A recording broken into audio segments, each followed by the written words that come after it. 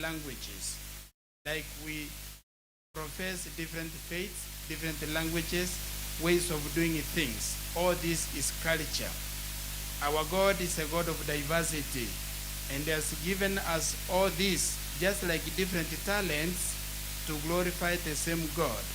Just like the Lord Jesus tells us, there are various gifts of the Holy Spirit, but the Spirit is one.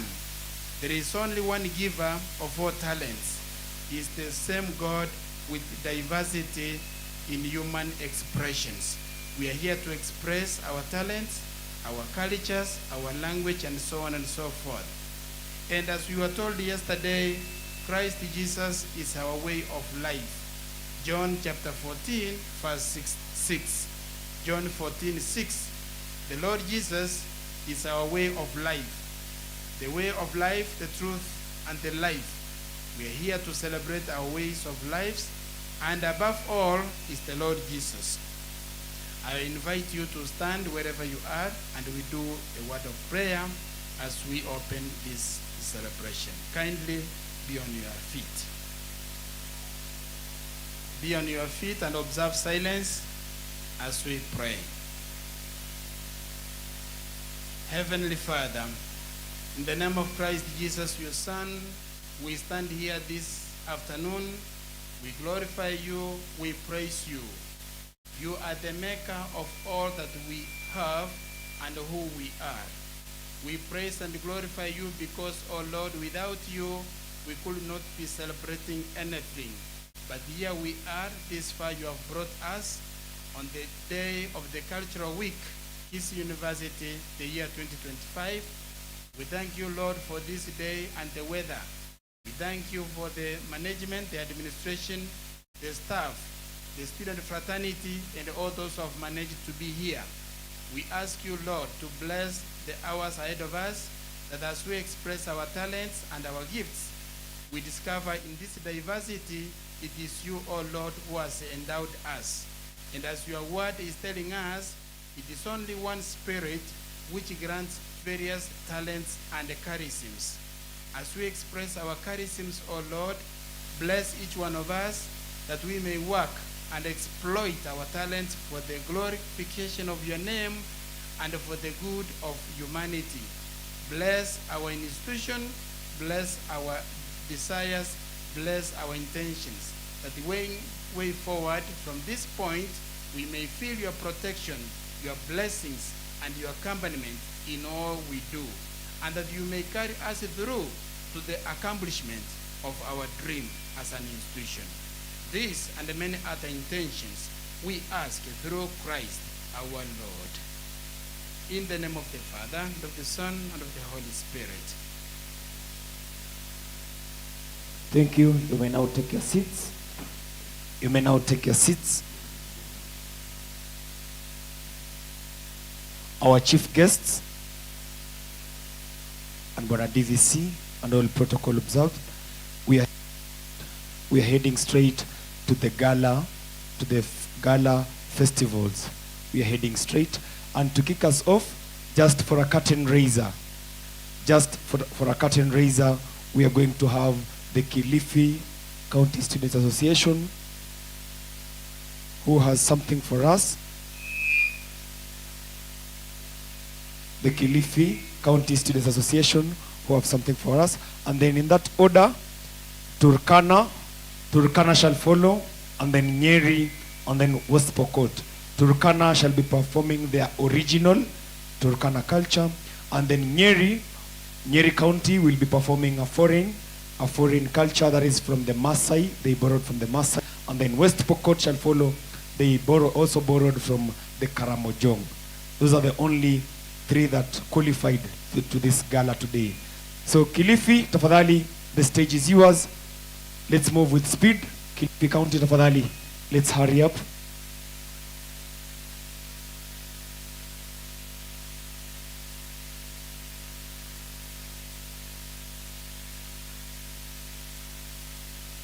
Let's be quick. Kilifi, you are just curtain raisers, so let's be faster. DJ ukiwa sawa, weka hiyo ya Kilifi.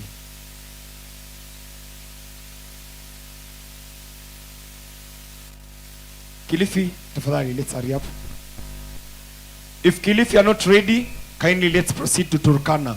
If Kilifi are not ready, let's go to Turkana. Turkana County. Turkana, let me see you on the line. Turkana. Turkana. Then Nyeri. Nyeri, you follow the line like that. And then West Pokot. Nyeri and then West Pokot. Kindly, let's move with speed because we knew about this day. You really celebrated yesterday when you were told that you proceeded to today. So Turkana, kindly let's move with speed. I think we've jumped the Bwana Judge, Mr. Kirioba. Naona tumeruka Giriama, they were not ready. They're not ready. So we are going forward to Turkana. So Turkana, let's hurry up. Turkana, the stage is yours. DJ, kama kuna wimbo ya Turkana, kindly twende kazi. After Turkana, Nyeri mnawafuata hapo nyuma.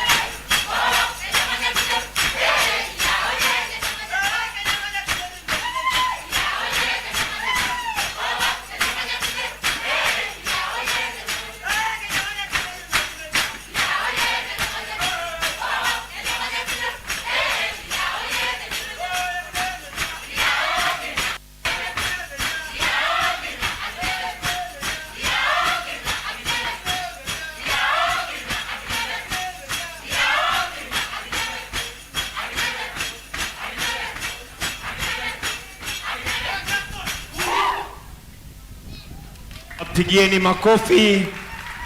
Wapigieni makofi. That is the Turkana County Students Association. DJ kama uko na yao tafadhali waekee ya kuondoka. Wanahitaji engine ya kuweza kuondoka.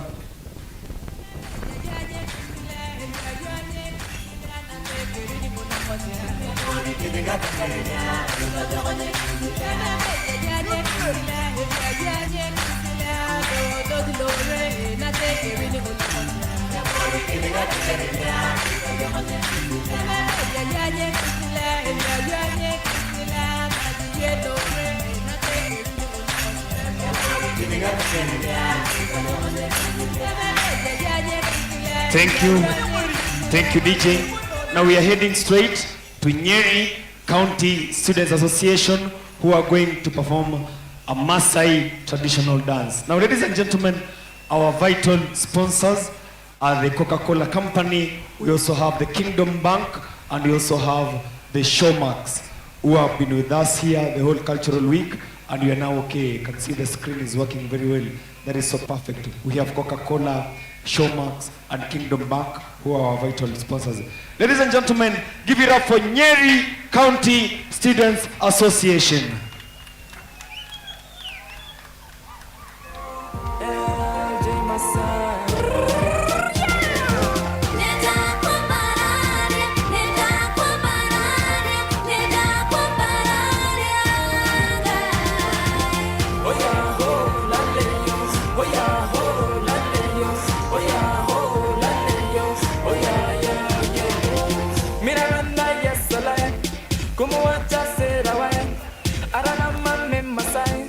Nina mweda mwagane, nalale yonzi ane, babera ye magelane, yalo panyangolo mbogen, daminua even higher, kwani ye ndio wangu wa sana, amuni nyote gorodoba, life bila ye is a L-I-E, na mwakilisha teba de ya D-I-E.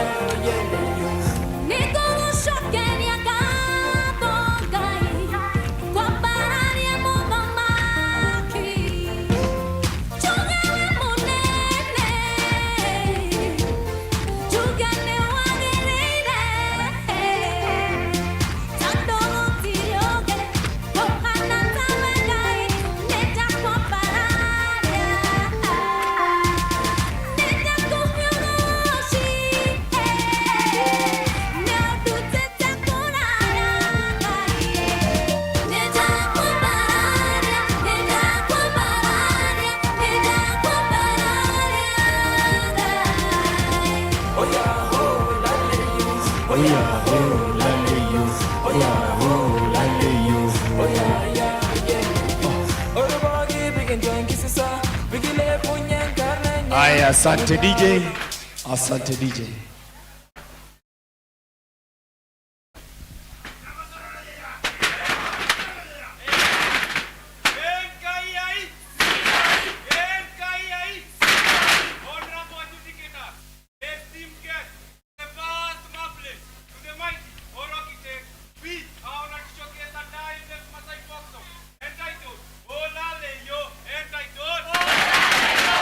Join us as we take you through a musical journey. The heart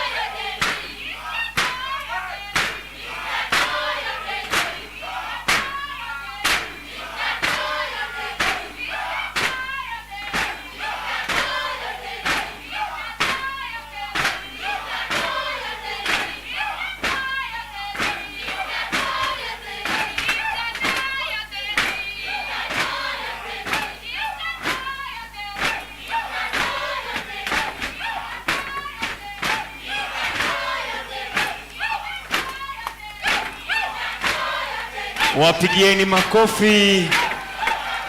That is Nyeri County Students Association performing a Maasai traditional folk song. Thank you so much, Nyeri County Students Association. Naona wamejipaka vizuri kabisa. Now we are heading straight to West Pokot County, who are going to perform a Karamojong folk dance. West Pokot, the stage is yours.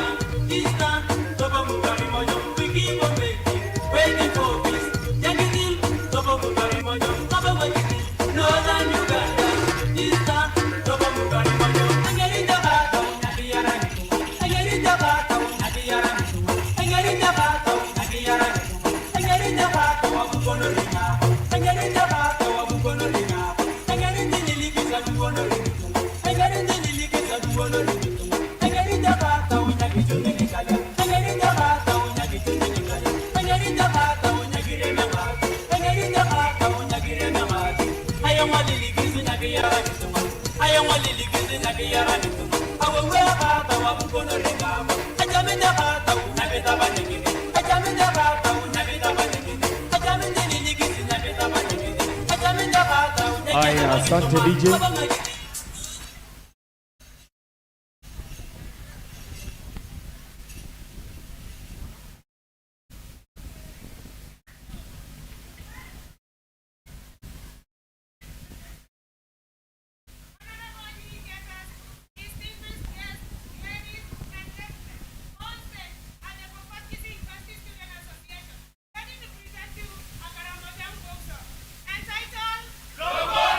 Entitled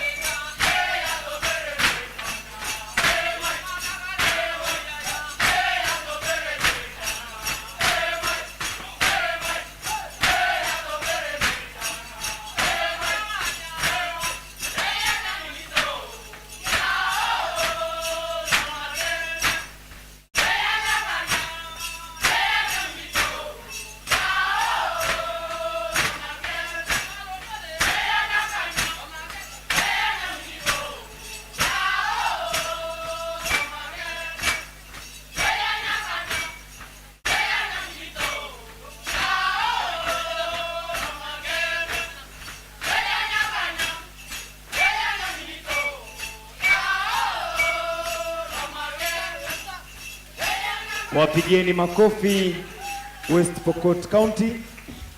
Check. That is West Pokot County. Check, check, check. Get this out here. Check.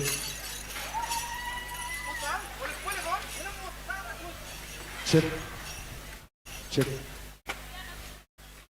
Check. 1, 2.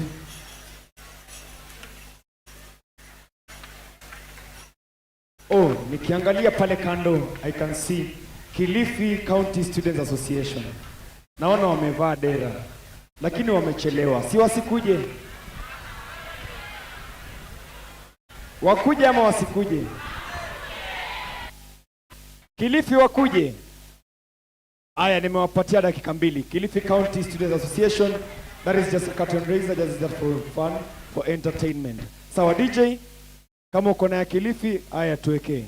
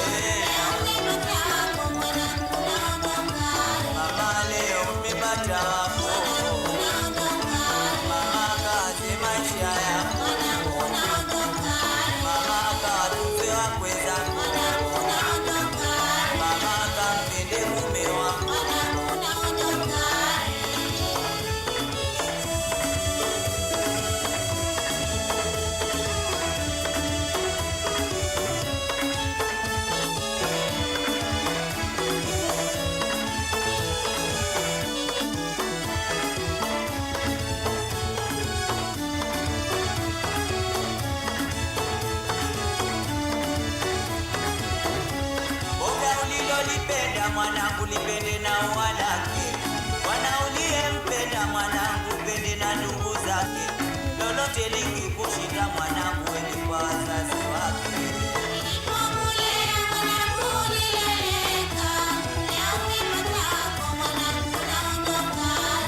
Boga ulilolipenda mwanangu penda na walake, tuliempenda mwanangu pende na ndugu zake.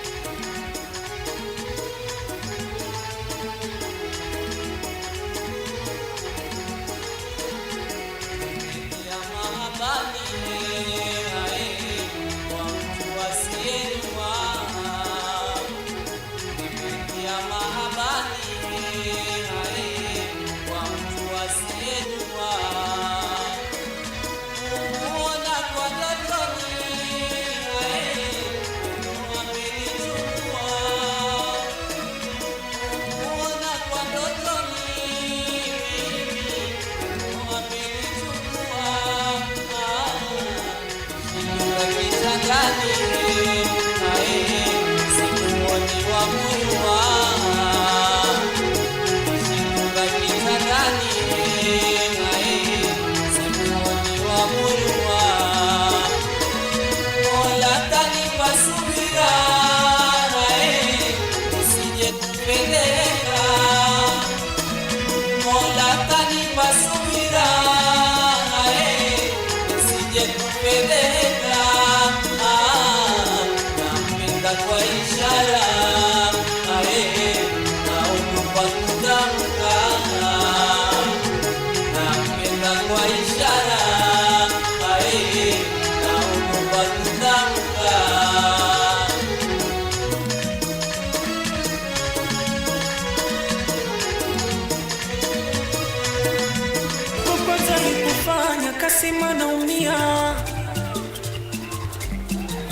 siku ya pili akaniambia galo inauma na inachoma. Na siku ya tatu alipofanya akasema nasikia raha. Jamani anasikia raha. Kasema nasikia raha. Jamani anasikia raha. Anaitaka mina mkatalia. Nisipompa jamani ananililia. Ananivuta, ananishikilia. Ananishik mini tampatia. Mama upepo, upepo, upepo kisulisuli. Upepo kibonga upepo, upepo kisulisuli. Sema upepo, upepo, upepo kisulisuli. Upepo kisuli upepo, upepo kisulisuli.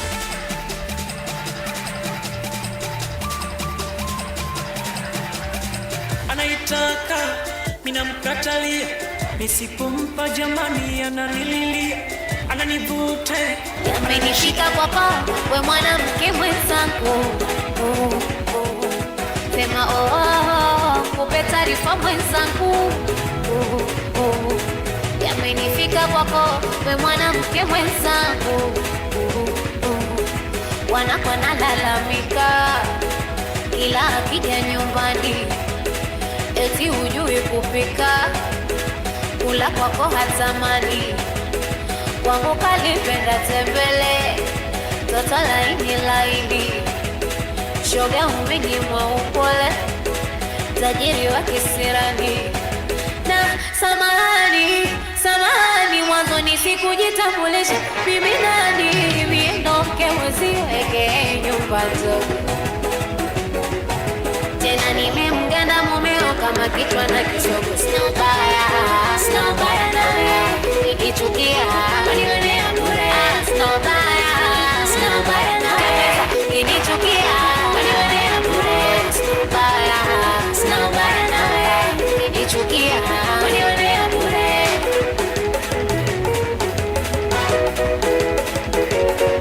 Haya.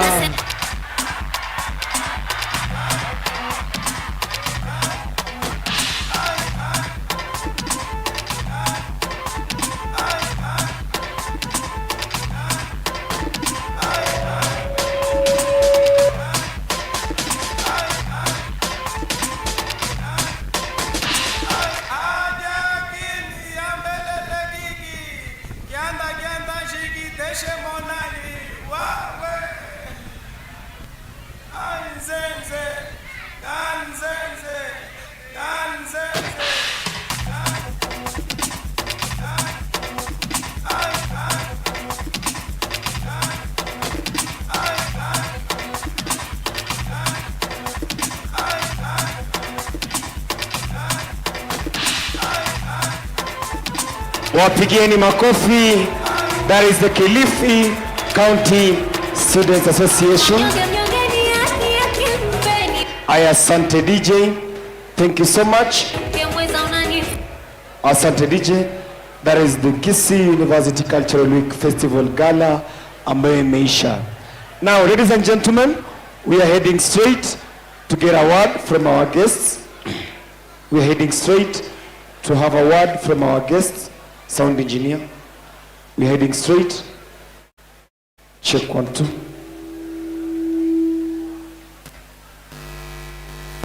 And to start us off, we are going to get remarks from the Kisii University Students Association leadership, but we shall only allow the president, that is the chairperson, to speak on behalf of the team. Let me take this opportunity to invite Mary Maria Nyagaka, who is the president. Pigeni makofi anapokuja the president of the Kisii University Students Association. DJ, ungekuwa mjanja ungekuwa umemwekea kitu kidogo akuje kama anatingika. Hakuwa mjanja kwa hivyo asiweke.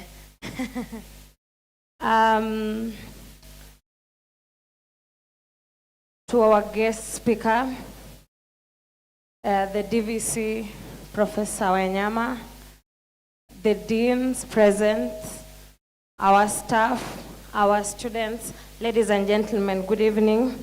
Good afternoon. Good afternoon once more. It is with great joy and gratitude that I stand before you today as we celebrate the success of our cultural week.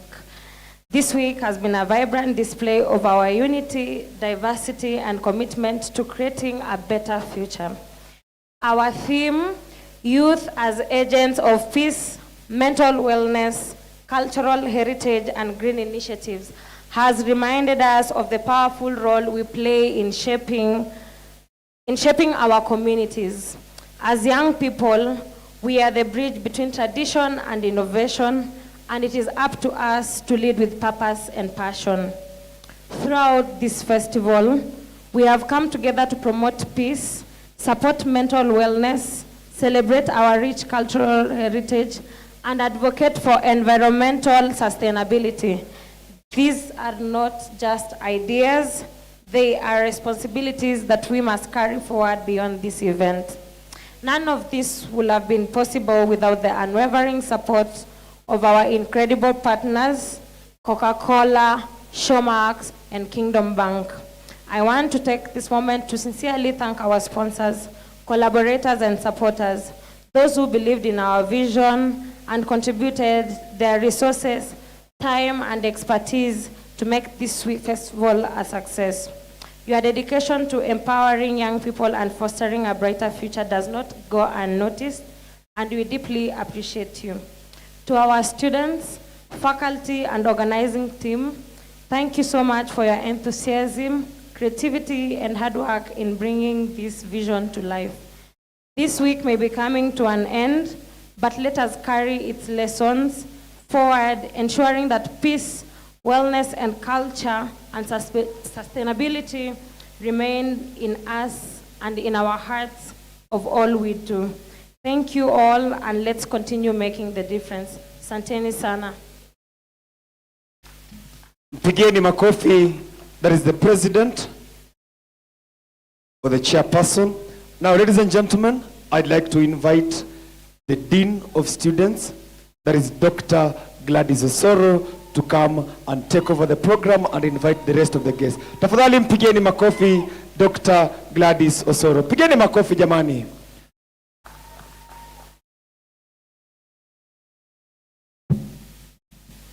Our chief guest, Dr. Kenneth from Director NEC, our Deputy Vice Chancellor, doubling as the Acting Vice Chancellor, and is it triply? And then the Chair of the Cultural Weeks Committee, members of staff present, our guests,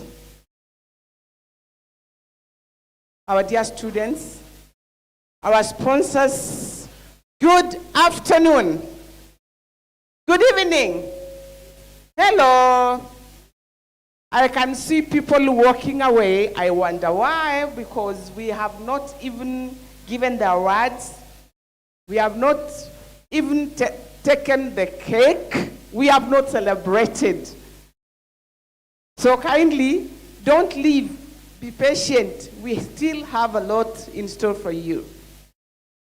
As my predecessor has just said, our theme for our Cultural Week 2025 is Youth as Agents of Peace, Cultural Heritage, Mental Wellness, and Green Initiatives.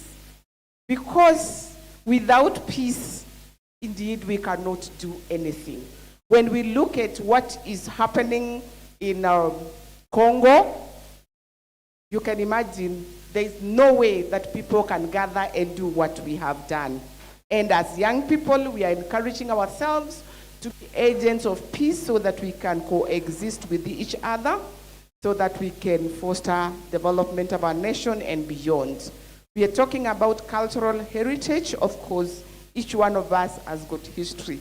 And if we forget where we have come from, then we lose our identity.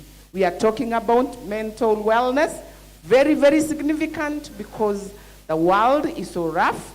Things have totally changed, and many people are going or handling a lot. When we come together and celebrate like this, these 3 days have been great. We have eased up, and we are going to go back to our classes re-energized. And when we talk about green initiatives, we need to take care of our environment, because This is the only home that we have. If we don't take care of it, then we shall become extinct. That is why the committee chose this very poignant theme for our cultural festival.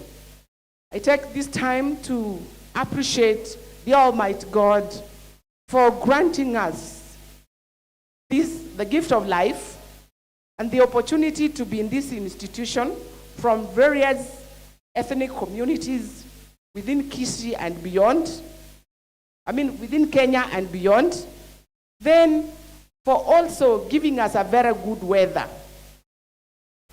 Let me say that this is the first time I think we are coming to such a big celebration when we have not been seriously interrupted by the rains. For the last 15 years we have been here. We have always been interrupted, but this time we have had, although the sun is hot, but still it has been good because we have our activities late to the night. I also take this opportunity to appreciate the university management for their support, working behind us and appreciating that our students need to have such a celebrations so that they can understand where they have come from, so that they can understand each other, so that we can move together as a family. I also want to take this opportunity to recognize and appreciate our sponsors, Coca-Cola, through the Food Fest campus tour. We are privileged to benefit from such. May the good Lord bless you, because without you, then it might have been a tall order for us to conduct this activity, but you have made our burden lighter.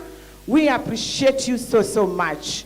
We also want to appreciate Kingdom Bank, Kisii branch, through the support and their initiatives, and having been here, guided our students, and we believe that we are going to enhance our partnerships into more and more strength, or greater strength. Showmax also came in. We know you've brought in your products. You've done a wonderful job.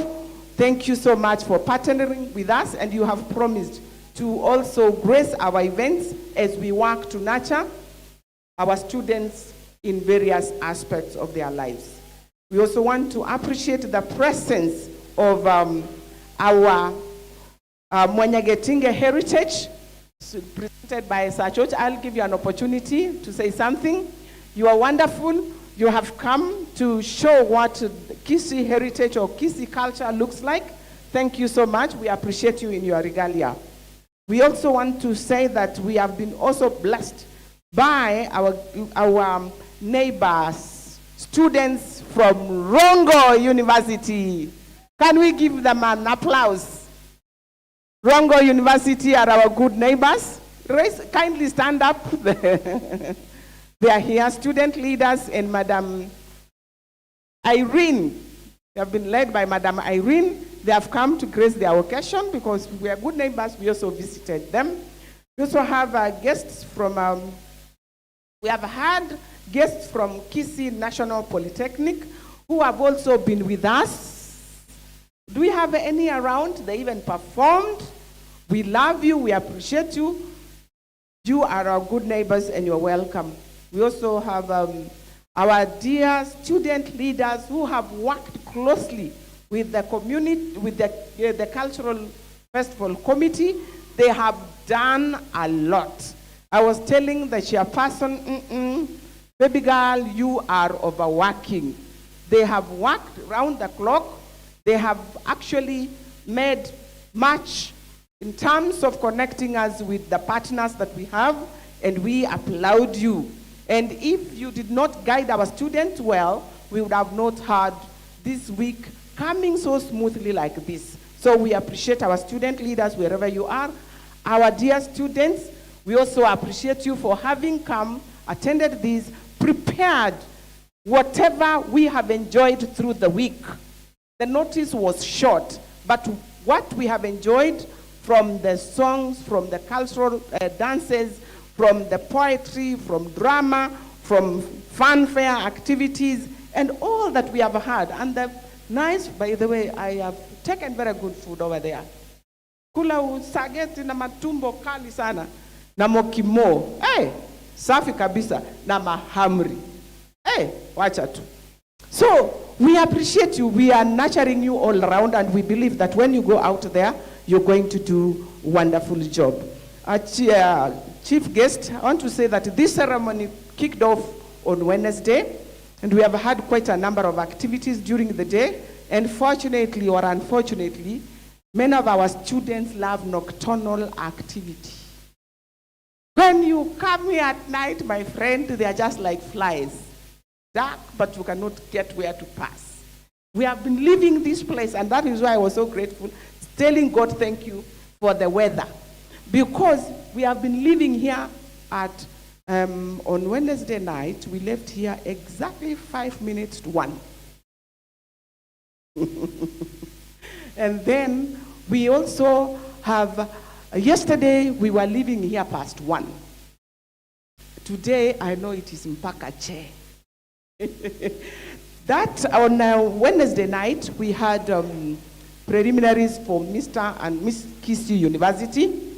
Then yesterday night, we had Mr. Flex, Miss Jumbo, and Miss Kavi. Then tonight, we are going to have the culmination of Mr. and Miss Kisii University. So that is, and we are going to have a guest artist. You know, they love that. If I called them for kesha, hawatakuja. Lakini hii wataingia na wanafurahia. Si hata umeona vile Kilifi wamedance, it was by public demand, by the way. So we want to appreciate also the Red Cross team and who have been working round the clock, and they have at least gotten a lot of the initiative of blood donation. We know there's a lot going on.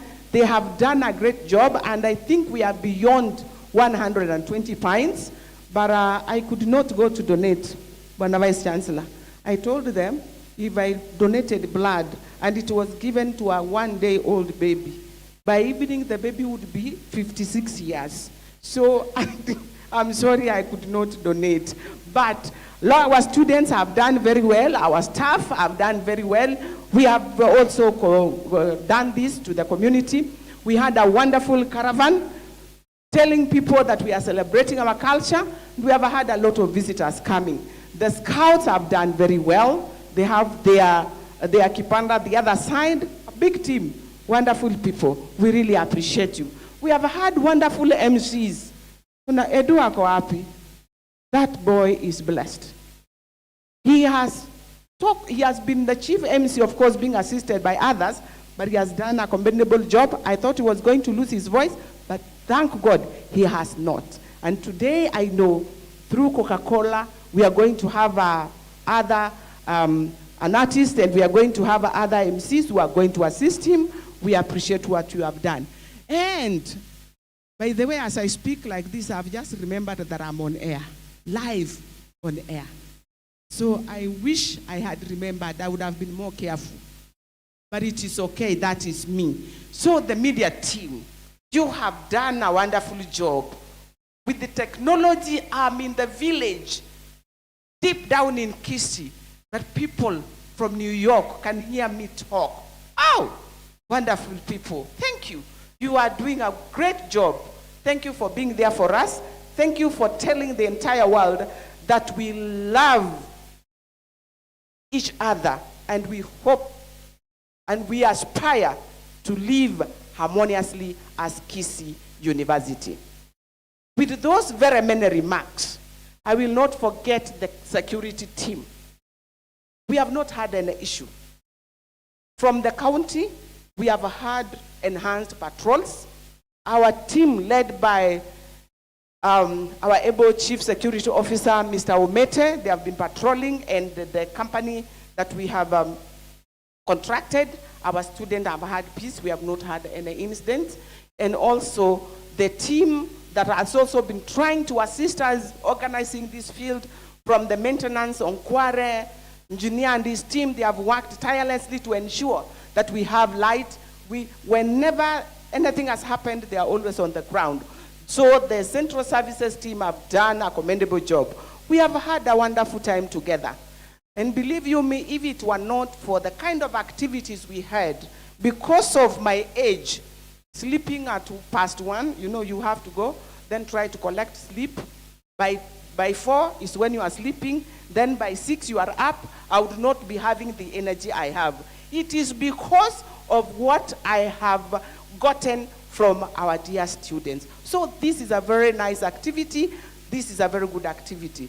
I know, Chair, you will bring on board the committee, so allow me to appreciate those people who work in student affairs. Are you available? Are you available? Student affairs staff. Appreciate these people. Even for just Father, unasimama, mimi sikusema uinue mkono. Father, you are younger than me. Oh, wonderful. These are, you can see we are very lean. But managing over 25 students is not 1+1. Some people envy coming to the student affairs, but it is until you get there when you exactly know what it feels. You run through. So we have got this energy. It is awesome. Our Vice Chancellor, sir, kindly, before I invite you, I don't know, we invite our other guests, the chief guest speaks. The Rongo, somebody from Rongo to speak, and then of our sponsors, Kamako, na Mwanyagetinge Heritage. Smart. Thank you. Kisii munipigie makofi. So I take this opportunity to invite our Deputy Vice Chancellor, who is Professor Fredrick Wanyama, who is now the acting Vice Chancellor because our Vice Chancellor is engaged elsewhere, and who is the chairman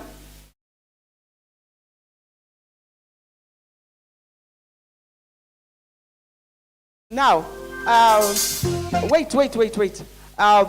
Who is also the acting Vice Chancellor and who is the chairman of the Kisii University Cultural Festival Committee. Makofi kwake.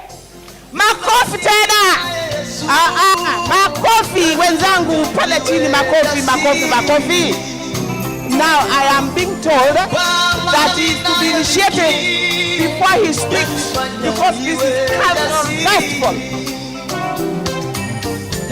Aya. Leo ndio leo. Asemaye kesho ni mwanga. Professor Wanyama mwenyewe. Makofi kwake. Makofi kwa Cultural Heritage Team. Wanyagetinge. Awesome. Hey. Nenguba, osenengaya, osenelitimo, osenekiore. Motata tuzo pia tumareke. Wanyageti, muta tuambia.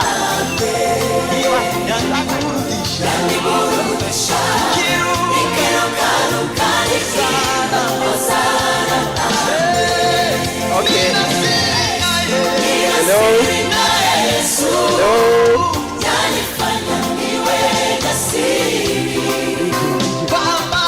You guys.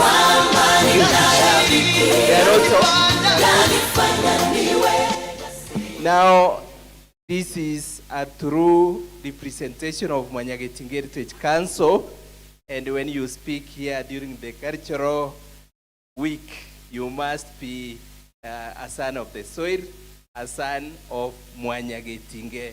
He is a hunter and is our boss, and be sure next year that we shall partner with Kisii University to bring it better.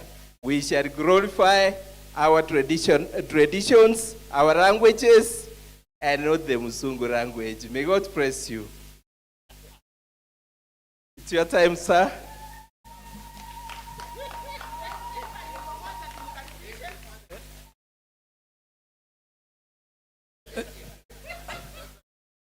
Okay. Tunakuimbia wimbo. Wametoka wapi hapa? Tumetoka mbali na hii culture yetu. Tuko pamoja. Sasa nataka nyinyi wote muitike kaibarule, kaibarule, barura libosongo, barura libosongo, university yeito, twako kilenero,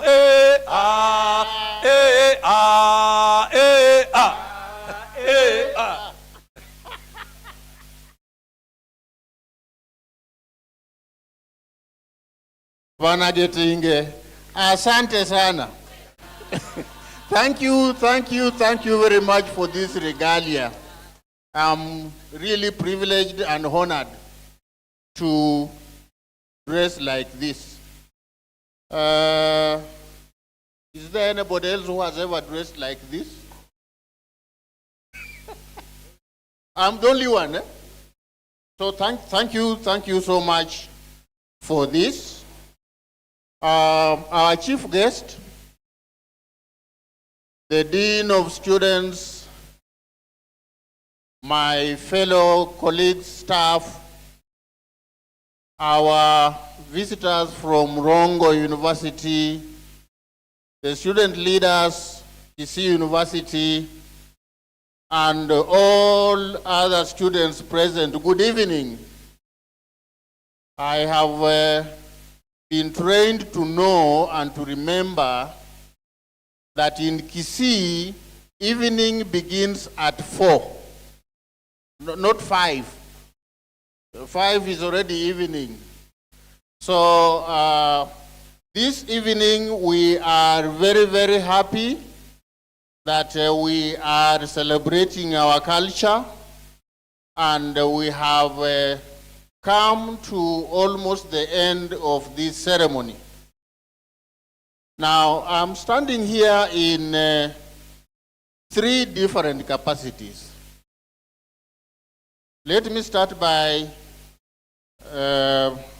acknowledging the highest of these. I'm standing in here on behalf of our Vice Chancellor, who is not able to be with us today. The Vice Chancellor is in Nairobi. I was with him in a meeting yesterday in Naivasha, and then he had to go back to Nairobi. And he requested me to ensure that I get here today. And he sent his apologies that he's unable to join you in this celebration. And he sent his warmest regards. He is also very happy that throughout the week he has not had anything negative. He has not had any report that would suggest that we are not respecting the theme of this year's Cultural Week. And remember, in our theme, peace is one of them. And he's very happy that we have been peaceful the whole duration of these festivities. And we do hope that as we get into the climax of this, which is tonight, we shall still remain peaceful and celebrate our cultures the way we ought to celebrate it. Stepping into the second role, I have been the chairman of the organizing committee of this function. And I had a very, very able group of people who have worked very, very tirelessly and very fast in organizing this year's event. May I request those who are present? I know some of them are not here. I know some of them are in Nyamira somewhere where they are conducting sports there. But we have a few here. So kindly, those who are on the organizing committee, kindly rise.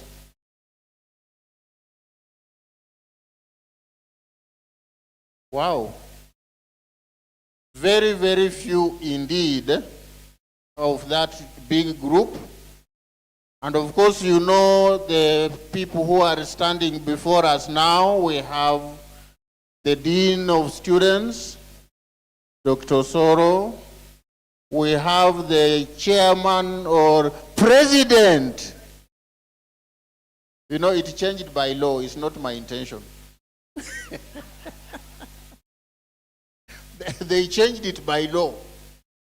The Universities Act changed it for other reasons.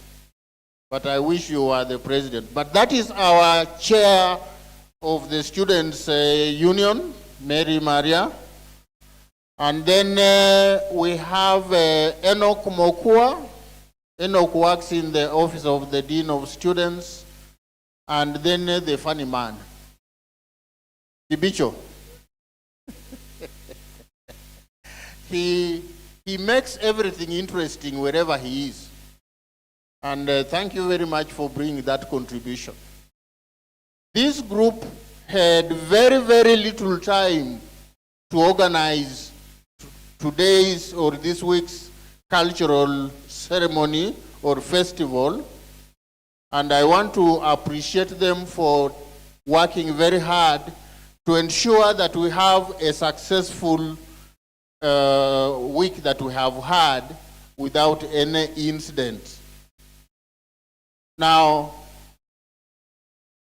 turning back to my other role, I'm the Deputy Vice Chancellor in charge of academic research and student affairs here.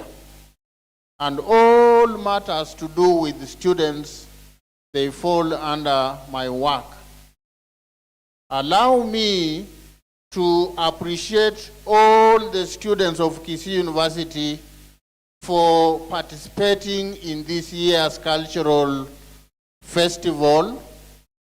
Of course, I've been told that they respond to the night more than they respond to the light. Or rather, they respond to darkness more than they respond to light. But for us who are aging now, we fear the dark. So in the dark, you may not see me. I will not come. But I'm told that they are very, very active in the dark. And so those of us who would wish to confirm, kindly come tonight and you will see. They'll be very active, I'm sure. And the whole ground will be full. It will be a sea of humanity. What you are seeing now, perhaps most of them are sleeping, resting over what they did last night. And come the darkness, you will see them here in full swing. Allow me to appreciate all those students for participating in the cultural festival of our university. While celebrating the cultures that we have, I'm happy that the students have responded very well to our theme of this year. They have responded very well by being peaceful. They have displayed our cultural heritage in various ways. If you look to my left-hand side, you'll see them there. They are still cooking our traditional foods and enjoying the same. We have seen their dances here, and there is much more dances that we have not seen. So they have expressed all that to remind us that we are different, but we are the one and we are the same. Thank you very much for that effort, that contribution. Now, the Dean of Students was very happy that it did not rain. And that is for us to enjoy. But as she has said, I have never seen this kind of climatic condition for the last 8 years that I have been here. The longest it has ever been dry in the past was 2 weeks. And during the 2 weeks, everybody will be complaining. This year, it has been dry for more than a month. I think we are heading into 2 months. I can't remember when it rained last. So, as much as we are saying it has saved our celebration, it is warning us that we need to do something about the environment. And that is our other component in the theme. We are happy that it is hot, it is dry, it is not muddy, it's not raining on us, but we must do something to improve on our environment in order to restore the climatic conditions that we have always enjoyed in Kisii. And so, I urge all students to contribute towards this. Even after this celebration, let us plant trees, let us conserve our environment so that we can have the same climatic conditions that we used to enjoy in the past, with celebrations or not. And so we still have some assignments to do towards peace, towards our cultural heritage, and towards our environment. Let this festival not be the end to these activities. Let us carry them on and move forward with it. And we are being reminded by Wanyama here that this is nice. And so let us continue with it. I know that culture is life and it is changing, but as you saw the students who are here, they were very happy with the new way of life, not this old one. But let us not forget this old one. Let us carry it forward as well. And thank you, Wanyama, for keep on reminding us about this. And I'm sure our students must have passed through your tent and they have seen much more that we need to conserve, preserve. That is what represents us. Having said all that, I think I wish to thank our sponsors who have enabled us to celebrate our culture, more specifically Coca-Cola, Kingdom Bank, Showmax. Thank you very much for supporting us, and we hope that this partnership will continue. For some of you, this may be the first, but I think it's a lasting partnership that we promise to keep and build on to it. I wish also to thank visitors, our partners who have visited us. Rongo University is one of them. We also had our neighbor, Kisii National Polytechnic. Thank you very much for joining us to celebrate this occasion. And I'm happy that we are coming to the end of it, all of us in one piece, as we have always been. With those many remarks, ladies and gentlemen, allow me to welcome our guest speaker this evening. Our chief guest this evening is Dr. Kennedy Ondara Okemwa. Dr. Kennedy Ondara Okemwa is a director for examination administration at the Kenya National Examination Council. He comes to us from NEC. And Dr. Ondara is an academician.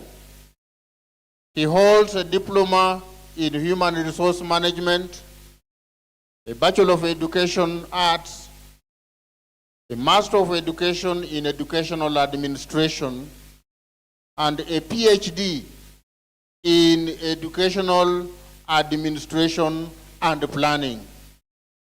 So he comes to us at Kisii University as a fellow academician to talk to us this evening. Dr. Okemwa has had a long experience of work. He has worked for close to 27 years now, or over 27 years now, in various capacities.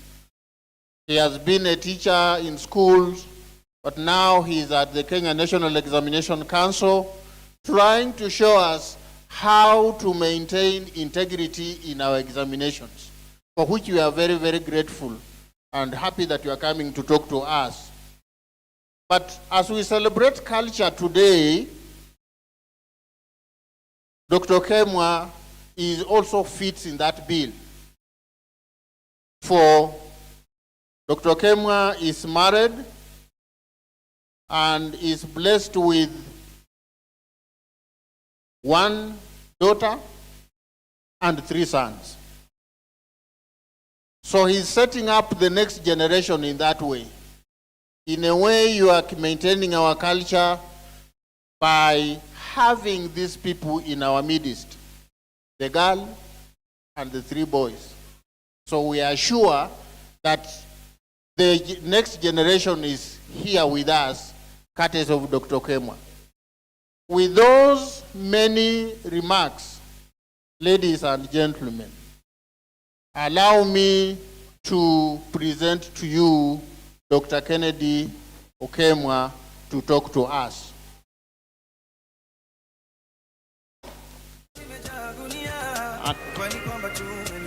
And Wanagetinge are very serious. They are saying Dr. Kemwa must also look like me.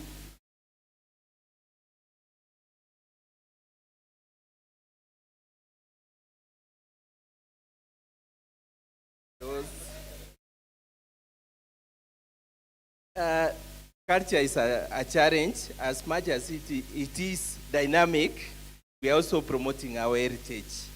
And as we grow, Dr. Kemwa is reducing our population, and we are urging him to have at least 3 wives, because at Toto Mogusi used to have 5 wives. We don't know where our daughters are going to go, but it's a challenge that we need to expand the way our Omogusi used to live. The first wife was Bosiboli. Then today, the Dean of Students is the second wife of Mogusi, and that's Nyaboke. We used to have Bonareli, Buari, and the last one was Mokeira. 5 of them. The second wife is here. Thank you so much. We have to dress you to look like Omogusi. Thank you very much.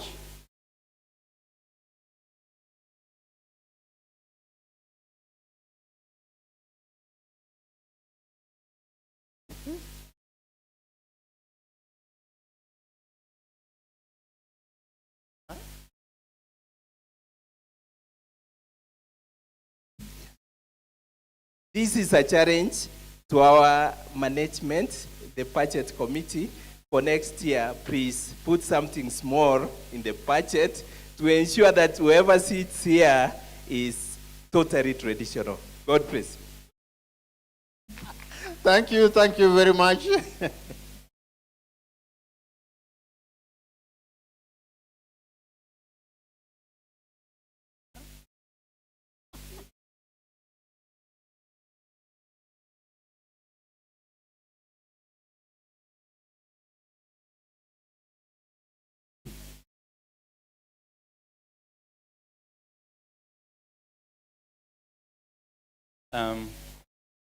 The DVC, who is doubling as acting Vice Chancellor, Kisii University. The Dean of Students, Dr. Gladys Osoro. The chaplain and your team.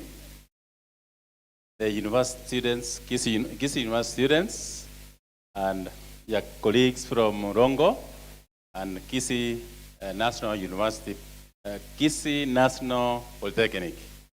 Good evening. First, I'm excited to be here. I think the last time I was here was around 23 or so years when I did a small course here in Kisii when it was affiliated to Egerton University. So I'm very much excited to be here on a DVC. And as I come back, because now I've been away for a long time in doing some work outside Kisii. I feel at home, and I want to appreciate the Kisii cultural, is it Kisii cultural? Mwanyagetinge, for honoring me with this. I've been seeing it, but I was wondering how do people get them. So I'm grateful for addressing me like this and also honoring me. And when I go back, my kids, they have never seen this. I'll start explaining what it is. So you're assisting me to ensure that even my own family, they'll understand what culture is in Kisii. So I appreciate that. I also want to appreciate the university management for the work you are doing, because Kisii University, I've seen it grow from when it was Constance College, from when it was even a college for diploma. Then it became a Constance College of Egerton, and now it has grown, it's now a university. Even with the recent developments, I've seen quite a number of courses being approved, and I want to sincerely thank on behalf of myself, the university management, including the heads of departments, for the work you have done to ensure that you have a variety of courses to give these students an opportunity to create courses which are market-oriented. And because of that, recently I saw you had a big intake, almost 10,000.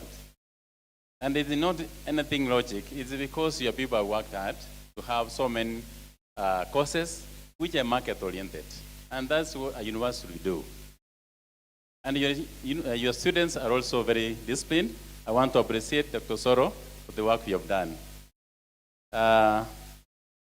Kisii University students who are represented here, are you happy that you are doing well? I'm saying this because I've never seen a strike in Kisii University. And the team here, the Osoro here, I think you're doing a good job. And I've also seen this has translated to academic excellence. I don't know whether you are proud, Kisii University students, are you proud of yourself? That your name outside there is very good?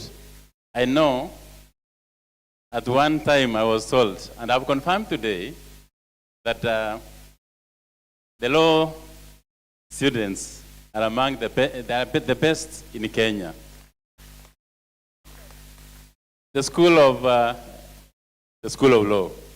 I could have wished to meet the dean if he's here, but say much great appreciation has been done. And much work has been done.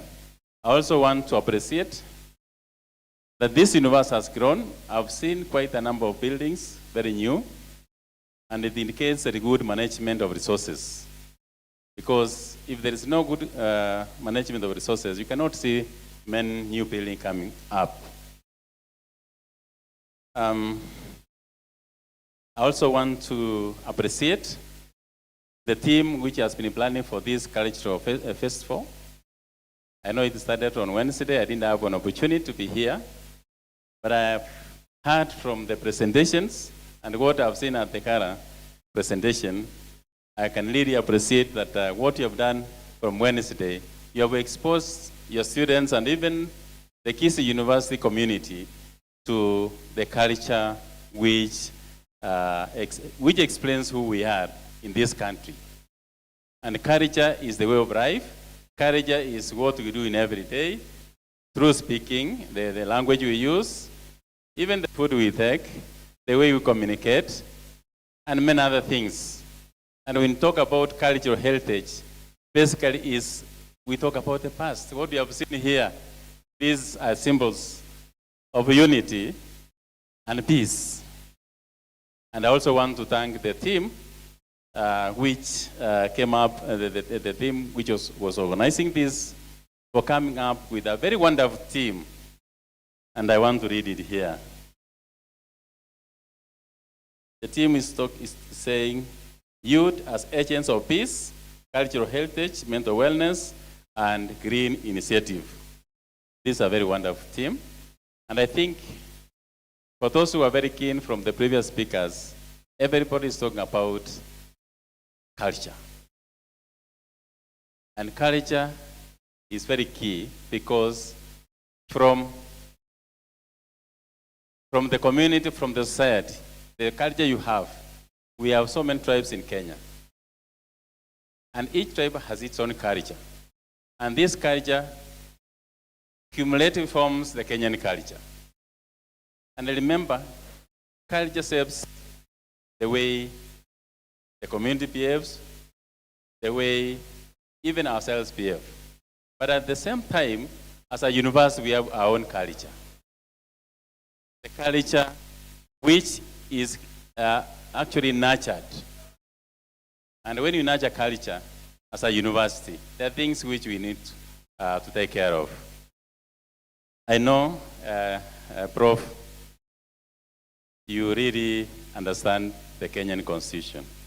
The one article which safeguards our culture, which makes us be constrained to doing things outside our culture, is Article 10 of the Constitution, which talks about national values. And national values emanate from the culture we have. What do we value as a society? What do we value as a university community, as a side of the Kisii University? And perhaps that's why I'm saying this university has grown because of our good and very rich culture. Because we have many tribes in Kenya, and we appreciate diversity, we respect one another, we respect one another's culture, and we actually are patriotic to our societies and also the nation at large. As community, as Kisii University community, how do we entrench this? We should be patriotic to our university by doing things which does not, which include others, inclusivity. When we are doing things, let us remember that we need to appreciate one another, the way we do our things, but within the concept of the Constitution. This is very key. Now, I want to go back to the team.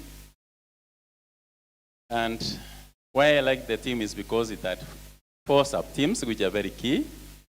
And our students who are growing, who are nurturing, I can see from the presentations we had, we really like our culture. And there is also an emerging culture of Gen Zs. And this is, this Gen Z, the culture they have, it's what we call an emerging culture. But when you talk about the role of the youth in peace, then the Gen Z can tell us, can see why we need our rich culture to guide us how we behave, so that we can also have a solid and a peaceful country. And remember, if you do not have a peaceful country, we don't have a country. You have seen what's happening in DRC Congo. You have seen what's happening in Somalia and many others. So there is a need as agents of peace. So we need to appreciate one another. We need to appreciate and respect other cultures. And I was so impressed to see the students from Nyeri performing a Maasai dancing, which means your students are actually appreciating other people's culture. And that is what is key. That is what can develop Kenya. That is what can make Kenya a one country, and a country which loves its people. A country which has a very solid background of their culture will be in peace forever.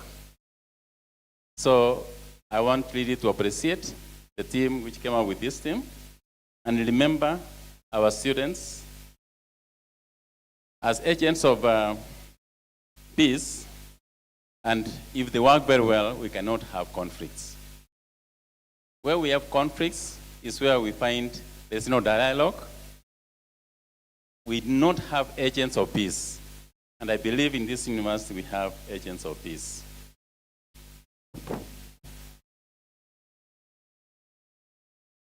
So by advocating to be a mediator, whenever there's a conflict, PC, DVC, you know how much issues to solve in your office.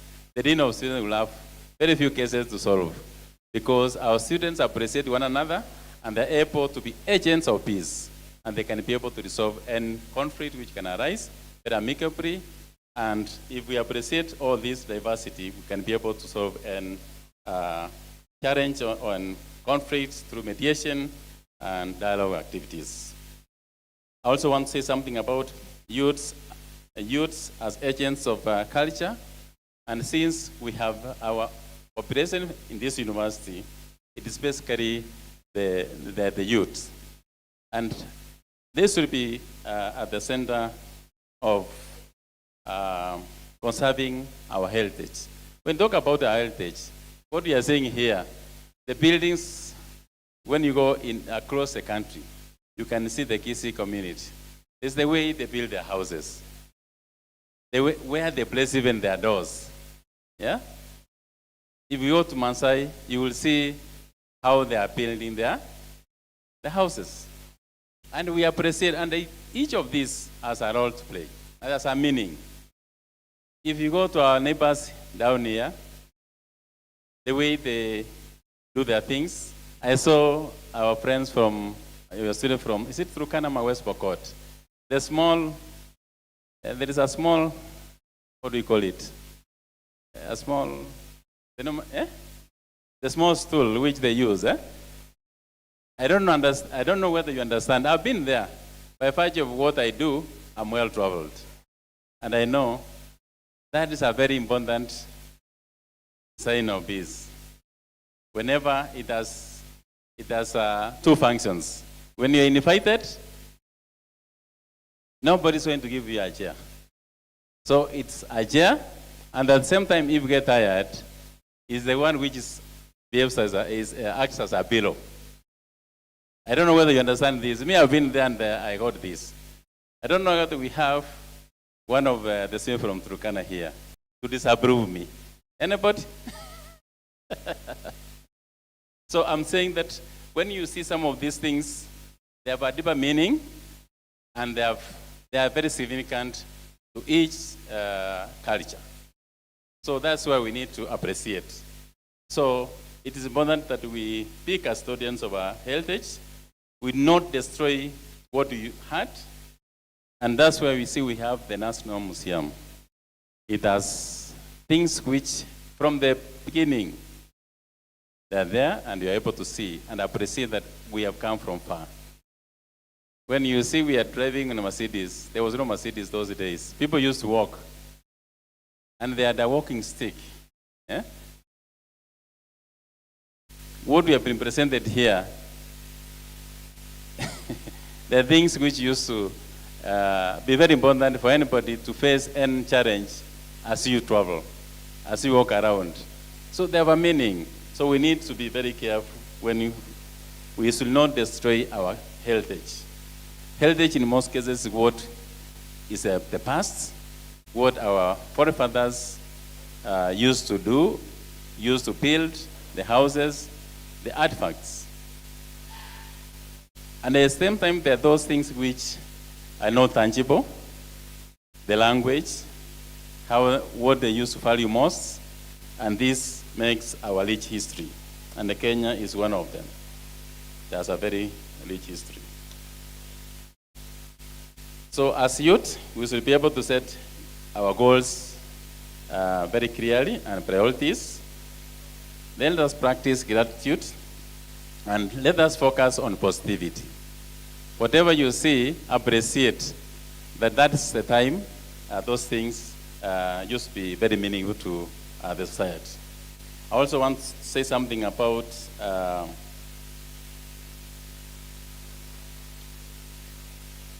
mental wellness.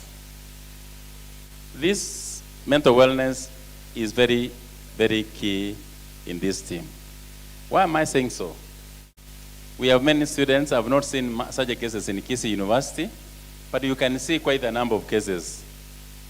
People killing one another, students killing one another, students taking their lives. It's because of some things which didn't work for them. And when you talk about mental wellness, it means our mind, your mind, or our mind is working well, orderly. But when you start the mind is not working properly, that is mental illness.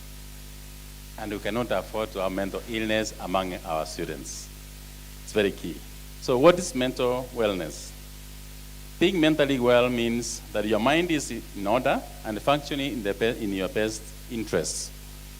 You are able to think, feel, and act in ways that create positive impact on your physical and social well-being. That's what mental wellness means. And I will take a few minutes here because it's very key. And if our students are not planning well, are not having priorities, are not budgeting well, it is very easy to be driven to mental illness. And we have seen this happening. I'm not talking about a subject which is very new, and it is happening. So, what are the signs that shows that this student or this person has a mental challenge or illness? Persistently sad, anxious, and has empty feelings. Also feeling of hopelessness, and is also pessimistic. So we should not allow this.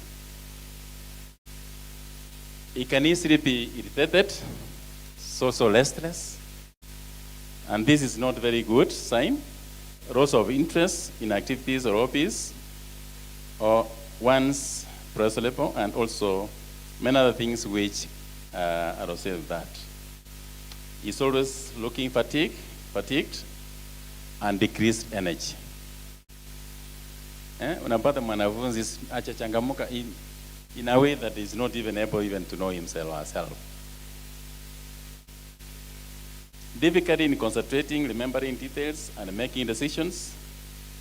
Insomnia, early morning and wakefulness, or excessive sleeping. And unfortunately, sometimes this leads over eating. At the same time, it can lead to loss of appetite. It can be opposite. And when you see this overeating, it's very easy to get other challenges like obesity. So we need to be careful about this. Thoughts of suicide or attempts to commit suicide. And these are things which I think the Dean of Students has been taking the students through. And for sure, we have not had such issues in Kisii University. So, what shall we do to get out of this? One, as we have done this is one of the ways you can have release stress. I saw when they were having this dance here, some of them were enjoying, and all of us, we enjoy it. So it's a kind of release of tension and also creating an environment in which they can also express themselves through songs and also such presentations. So a healthy walk of 30 minutes every day is very key. It can boost your mood and also improve your health. Two, we encourage our students and even ourselves to eat healthy. Have regular meals. Don't be eating every now and again, but if it's lunchtime, take a lunch, take breakfast, and also early dinner. And avoid eating towards the end of the night, because it can actually affect you. So we encourage that as a Dean of Students, our students, they should be able to budget and have something to eat in the morning, during lunch, and also at least a supper. This can help these students live healthy. I know you may talk about loans you have not received, but even the little amount which as parents we spare for you, please ensure that you use it nicely for things which are building your health, not drugs. Sometimes you receive donations, you receive money from your parents, and also money from the government in terms of help. But you misuse the money or because of misplaced priorities. And you end up without money. And that's where some of the students find themselves committing suicide because of the kind of life they lead. I encourage students to keep on trying things which can make them relaxed, set good goals and priorities. And when you set your goals, they should be measurable. As we said, exams also. The goals should be also be measurable, attainable. You should not set goals which are beyond your means. And as students, set goals of finishing your course well and having good grades. And when you go to the job market, you'll find that employers will be excited to have you on board. But when you accept grades which are not commensurate with the way you look, it becomes a challenge to hire you. And it's important. And I'm happy that Kisii University is really working hard because they have been having good grades in terms of pass rates. Focus mostly on positivity and avoid negativity. Just build on that and have a good attitude towards studies. I've taken time on that because of the challenges we are seeing currently in universities. Students are not able to finish their courses. Students are also having challenges. Even after they have finished their university, you find they have challenges even keeping the employment. They're employed, but they cannot keep the employment. I had a small discussion, and I was asked by somebody, what do you think with the Gen Zs coming and this working from home, dressing casually, what is your view in respect to office etiquette?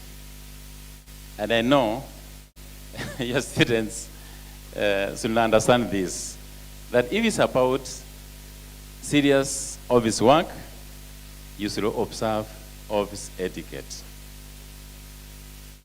I know it's not in the syllabus, but this can be done through the way our culture presents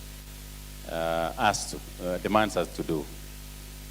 Because if it is Kisii University, there are things which you value, which defines Kisii University.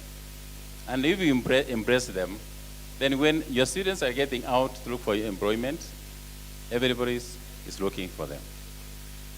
I know colleges, university like Strathmore had built a niche, not because they are very special, it's because they developed a very good culture. And as Kisii University, I'm requesting you continue with what I'm saying. I've had quite a number of experience with Kisii University in the recent past in terms of academic excellence. The administration of examinations are done as similar to what we do in NEC. And I want to congratulate those who are in charge of examinations and also the Vice Chancellor for giving that direction. I know even the setting of the examinations follows the standards which NEC also has. Moderation of examinations and also ensuring that whatever course outlined this, it is completed. Those are the things which you do as a university, and you define the university as its culture. So people will look at that and they will be happy that they want Kisii University graduates to get employed in their organizations. I also want to say something about the last sub-team, about Green Initiative. The DVC talked about, since he has been in Kisii, he has never seen a dry spell like this. It is beyond now 3 weeks, you've not seen rain. But when you look at around the environment, I can see trees, very green environment. What are we doing to conserve this environment? When we are going green, we are reducing the number of greenhouse emissions. We are actually conserving the environment and ensuring the culture we have in terms of conservation of environment is very key. So why are we going green? It's because we want to have a sustainable environment which can sustain our needs. Because if we not take care of the environment, you not see rain. You'll also not see our produce. Like Kisii, we produce maize, matok, and other things. They will die. But if we take care of the environment, we plant more trees, and we ensure that we do not have much gas emissions, it will make our environment good and support whatever we plan to have as a community. And this will also not apply only to Kisii community. Wherever you are, whether you're in the coast, whether you're in northeastern, whether you're in central, try to conserve the environment. The environment, and I'm happy that the the President of Kenya, has had this initiative of planting how many trees? Is there anybody who knows how many trees which the President want us to plant? How many billion? 13 or 14 billion. Trees, 16. So I can see that initiative by the President is being taken very positively. I personally have planted 1,000 trees from last year. How many have you planted? How many students have planted their trees in their homesteads when they go on holiday? So I'm challenging our students, when you go back, whether you're going to the coast, whether you're going to Central, wherever you are, or even here in college, create a day when it's raining, plant a tree, and you will have conserved the environment. Some of these things which I've seen in Kenya Kwanza, they talk about planting trees. It's not because they're looking ahead. We need to have these trees, we need to conserve our environment, and we can have more rain. And this rain can support our agricultural activities. I think I've talked for more than what I wanted to say, but I really want to appreciate that you have had this culture fest for 10 years. This is the 10th year you've practiced it. And as Mwenyekiti have said, you need to be more inclusive now so that you can bring men on board. So we can appreciate our diversity, inclusivity, and by so doing, we can bring, we can actually have unity among communities. We can have people who actually understand what culture means. And I know our Gen Zs who are seated here, some of them have grown in town.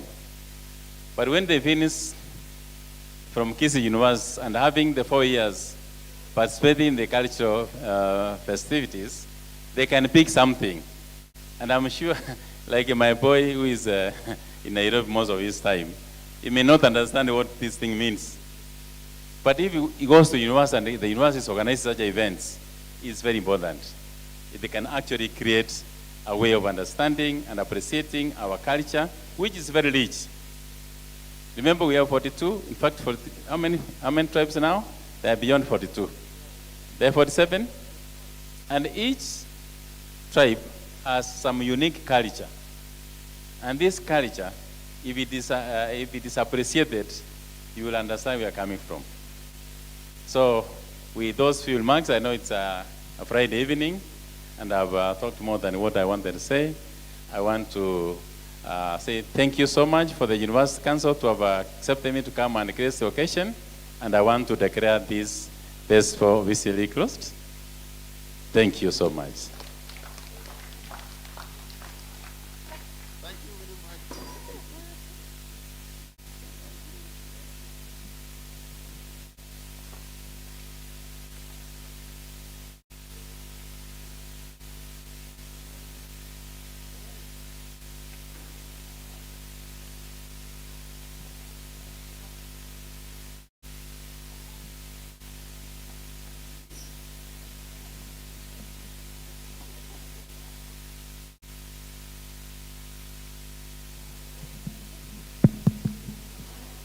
Thank you, thank you.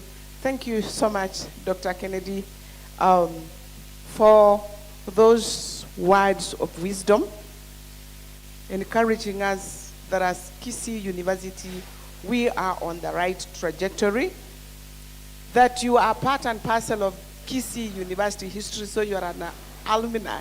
Is it alumnus? Huh? Wait, what is the singular? Alumni or alumni? Alumnus. All right. So we are proud of you. I know the time was very short. By the way, these are miracles of God. That we ambushed you, but we are humbled that you found time to be with us. Thank you for encouraging our young people that we are many, but when we learn of each other, we learn what we have, we complement each other, then we will grow our country, we will grow ourselves, and we will have plenty within our borders.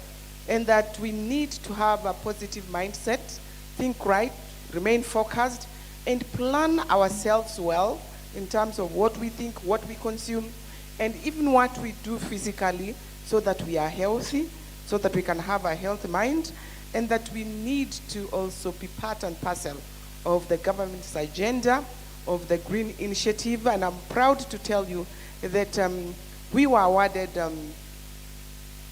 during the presidential award, Kisii University was recognized as the leading higher institution that has planted many trees since this whatever was set out. So we are there and we are encouraging each other. And as an alumnus, we are proud that you yourself has done over 1,000. That is a record to emulate. So we really want to appreciate you and thank God for you. We know that we are going to, now this is the beginning, we have now known you. You know, initially we didn't know you. Now we have known you, we will continue partnering in one way or the other and drive the agenda of Kisii University and our nation forward. And with those remarks, I want us to warm our hands now that we are coming to the close of our cultural week. And the DVC has said, actually, this is a danger. We need those rains. So we will do the showers. Senor, we will, hey, please, please, if God has blessed you with 2 hands, hello, hello, my people. You know, I will not bring the cake close to you. So listen to me for now. Please warm your hands. We are going to do showers, raindrops, and thunder. Are we there? So can we warm up? Warm up. Please, please warm up. We appreciate our chief guest this evening. Warm up, warm up, warm up. Showers, showers, showers, raindrops, raindrops, thunder. Showers, showers, showers, showers there, showers, raindrops, raindrops, raindrops, thunder. The last one, showers. Let's warm up, then we go showers. B1, showers, showers, raindrops, raindrops, raindrops, raindrops, thunder.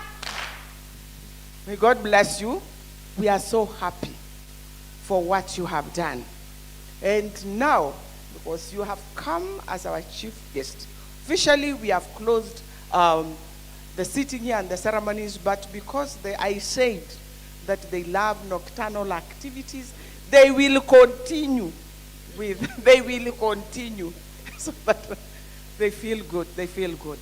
And I take this opportunity to kindly request, or we will give the chief guest his gift last. Senor, he will officiate in appreciating the few teams that came here and the few partners that have been here with us. And before I invite him to give those gifts or award those teams that were here, we have quite a number. As we are here, the football team, because they started inter-regional football. They are out there because our field was occupied. They are still out there. So we will have the winning team maybe in the evening, then the Mr. and Miss and the other activities that we have done, awards will be given after we complete Mr. and Miss Kisii University. But as a sign of appreciating what our students are doing, allow me to invite one of, before I go there, I'm sorry. I forgot to appreciate the sign interpreters. We had to. They are our students. Where is the other one? Yes, he's here, male and female. They have been here day and night trying to interpret or to tell the world for those of us who do not understand verbally. So we really appreciate you and the ushers. Professor, we had a team of ushers. Vans, any ushers around? Mkono mulinyimwa. Mkono inaenda hivi. You know, that is a sign of confidence. Unasema hivi. They are all over. We appreciate you. Without much ado, allow me to invite one of our adjudicators to tell us what they did. Just sisi tunaona tunafurahia kila kitu. Them they go into details. Mimi nafurahia nacheka. Wanasema kuona pale hakufanya hivi. Ile nafikiria ndio ilikuwa ya kwanza, kumbe ndio ilikuwa ya mwisho. Now, Kirioba, kindly come. Kirioba is our lecturer in the School of Arts and Social Sciences. Namwambia amenikosea mahali. Chief guest, DVC.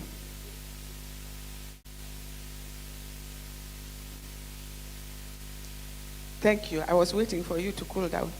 Thank you so much. Chief guest and Professor, Daktari and Professor. This tall guy here amenikosea.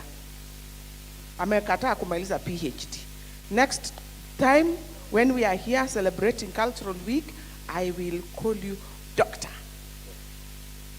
Uwezi kufika prof, wachana, hakuna fast things fast. Doctor, si ndio? Si mumupigia makofi. Pigia mtarajiwa, si ndio? Yes. Please. Thank you. Thank you so much. Our chief guest, our acting Vice Chancellor, who is also the DVC in charge of academic affairs, research and student affairs, our other invited guests, my colleagues, our colleagues from Rongo University, our distinguished students,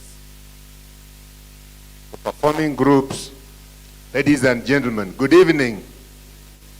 Good evening, everyone. Hamjambo.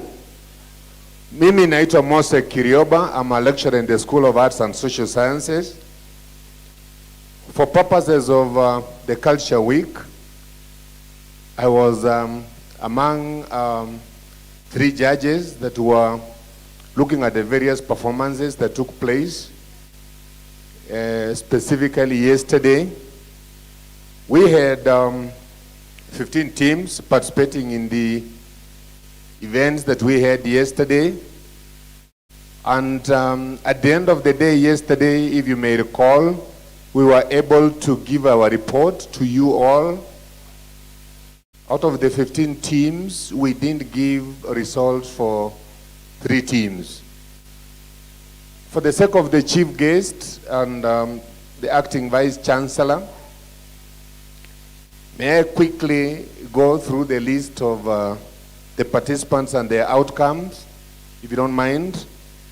As I said, we had 15 teams performing, and each team was expected to have 2 items, one local that is based on their culture, and a foreign one, a diaspora one, based on another culture that is not necessarily in their ethnic group. Based on those 2 averages, because we were able to reward each one of them separately,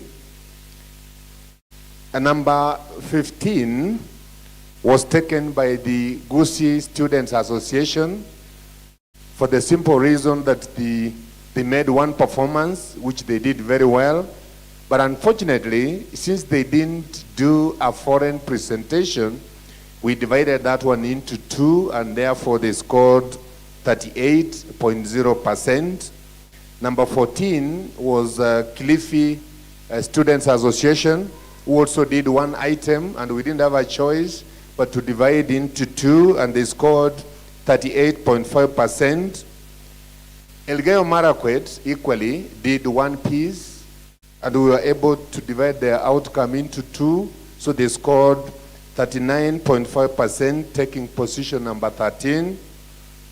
The rest of the teams, 12 of them, were able to do the two items as expected.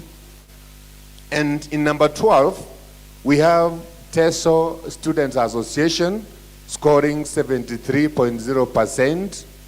Number 10, there are two of them.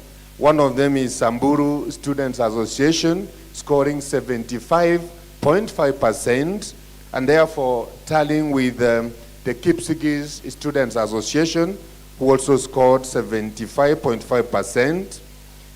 Number 9 was Narok County students, who scored 76.0%, followed by number 8, which was taken by Kamba Students Association, who scored 78%.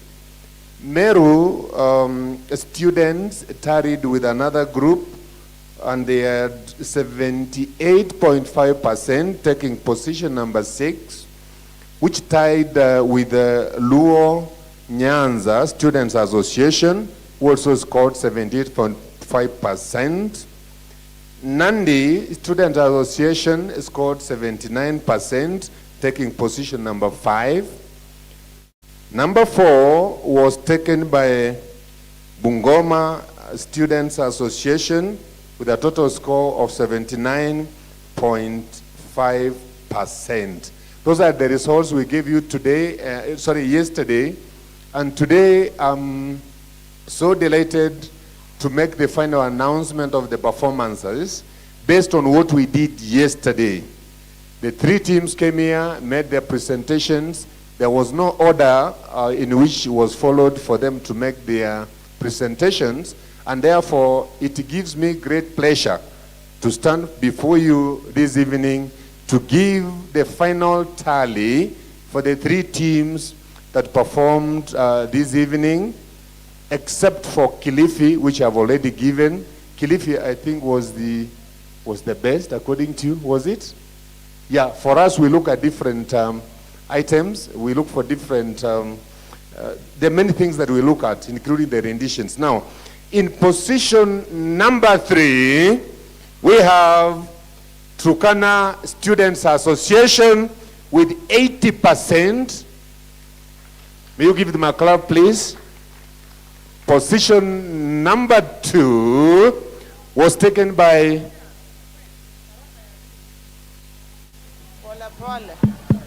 Turkana team.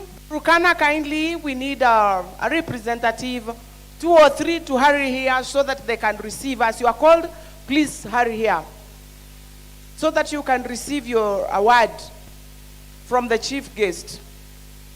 Turkana, mko hapi?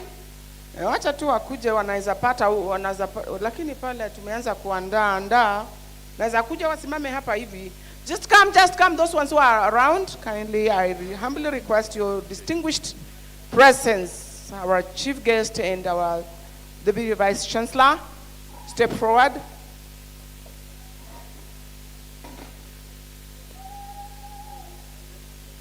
Sasa msi nitakuvuta kazi ukienda kumaliza. Ungekuwa umeweka kakitu hapo. Simama hivi. Simama hapa. Ni nyinyi tu mmekuja? Okay. Mnachukua ile picha mzuri? Sasa kuja hapa karibu sasa. Nyinyi ni wachache. Utasimama hapa, then you receive. You're coming from Turkana. I really appreciate your culture. It's something I was saying, and I've seen it here. Just before I present you something, can you say the meaning of it? This is a stool. Yes, maybe for like a pillow, or we use like just a stool. It's used like it serves as a pillow when you are sleeping, and you can also use for sitting. So when you invite people, they come. Everybody has to come with it. Hakuna mtu anampatia kiti. You have to have, otherwise you will sit down. What happens when somebody sits down? Doesn't have this? For a man who have done any initiation, you can use the small one. But so long as you have done initiation ceremony, you'll use the bigger one. It has decorations everywhere. Thank you so much. Nawapenda sana. Napenda your culture. I've been in Turkana. I know what it means. Thank you so much, and I congratulate you for second runners up. Who is kiongozi ni nani? Nani ana receive? So, congratulations on behalf. Congratulations. Makofi ya kila kwa Turkana County. Thank you. Turkana County as the runners up. Congratulations. Thank you. Thank you.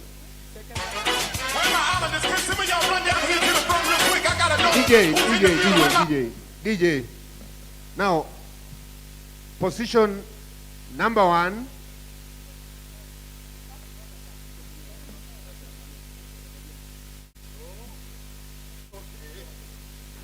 Position number 1 has been taken by Nyeri Students Association.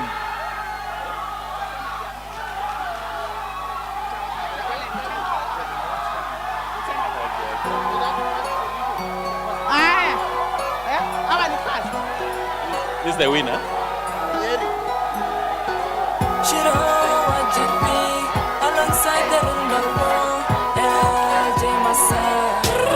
You can receive the celebration.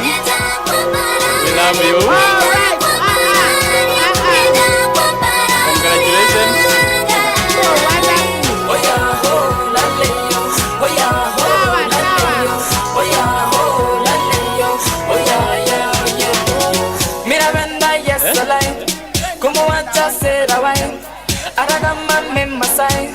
Nina mweda mwadane Nalale yonti yane Can't stop until I see heaven on earth. Yellow banyangolo mbogen Damuinua even higher Kwani ye ndio wangu wa sana Amuninyo jego doba Life bila ye is a L-I-E Na mwakilisho teba dea D-I-E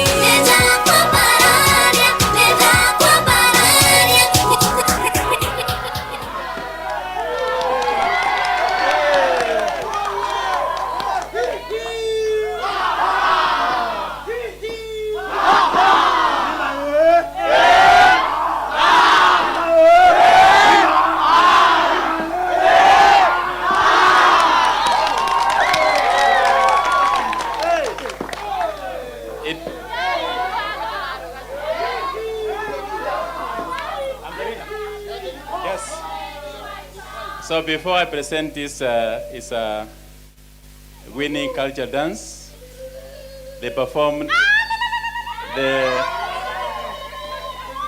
Maasai dance, and they did it very well. You could not realize whether you're not from that community.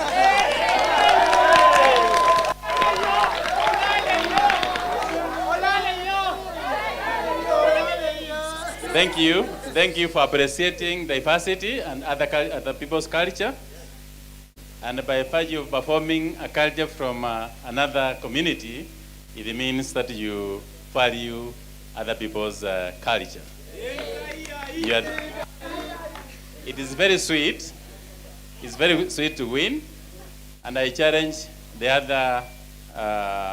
others next year, you should repeat them by performing other cultures.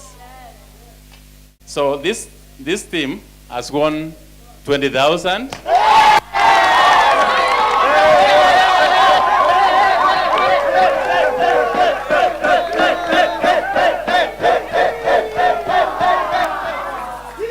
And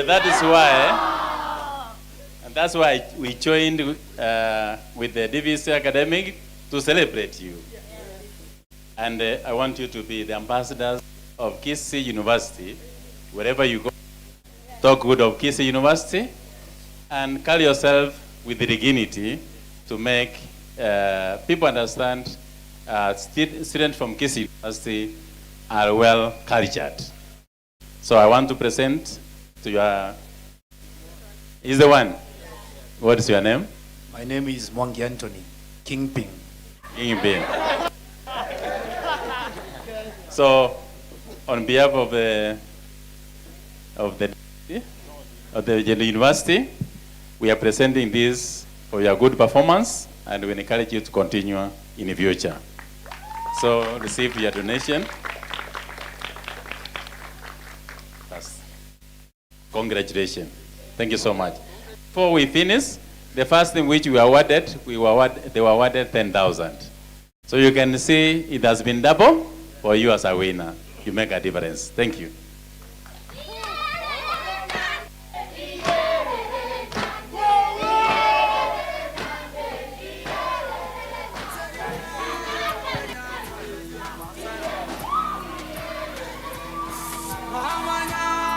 Haya. Thank you so much, Nyeri Students Association. Now, position number 2 was taken by West Pokot Students Association, scoring 80.5%. Kindly come forward for your present. West Pokot Students Association. West Pokot Student Association, the first runners-up. Hey, DJ Chunga utamwaga unga, dakika ya mwisho.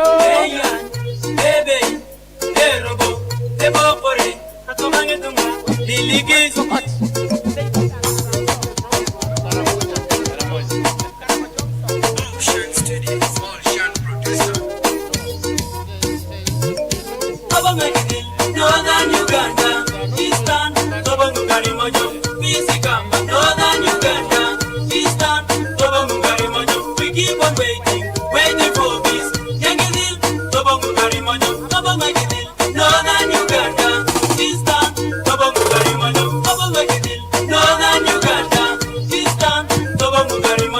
peace Kamba, Northern Uganda, Eastern, we keep on waiting for peace. Yangidil, Northern Uganda, Eastern,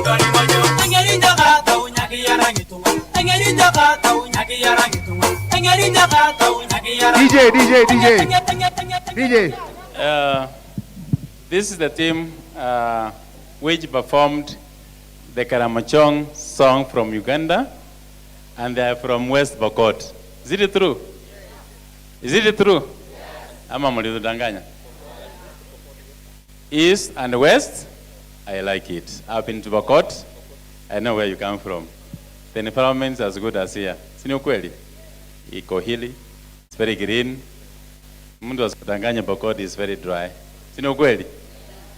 Now, this is the first learners up. And from which county? West Pokot County. How many kilometers from Kisii? Many. So I congratulate you as I give this gift of 15,000 on behalf. So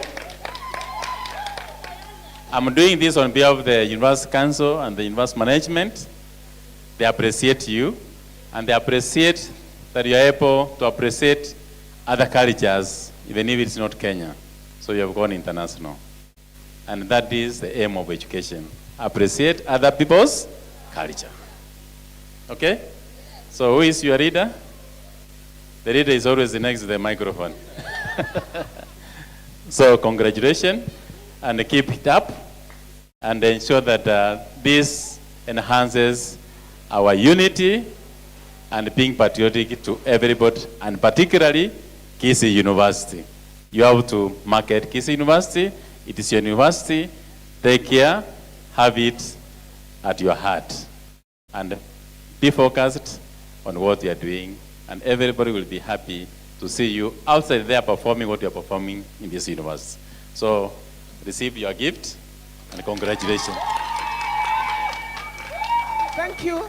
Thank you, our chief guests, the students from West Pokot. We love you for fulfilling part of our mission that we are borderless. India, you've gone beyond the border. Congratulations. Thank you. You are not yet done, our chief guest. I still indulge your presence here and the DVC.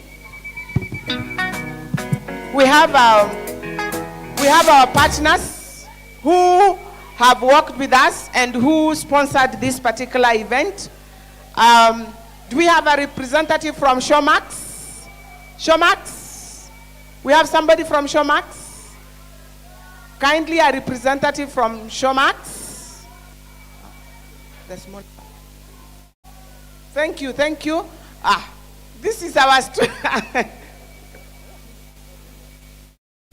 Kemunto, they have already become part of Tunamona, Showmax.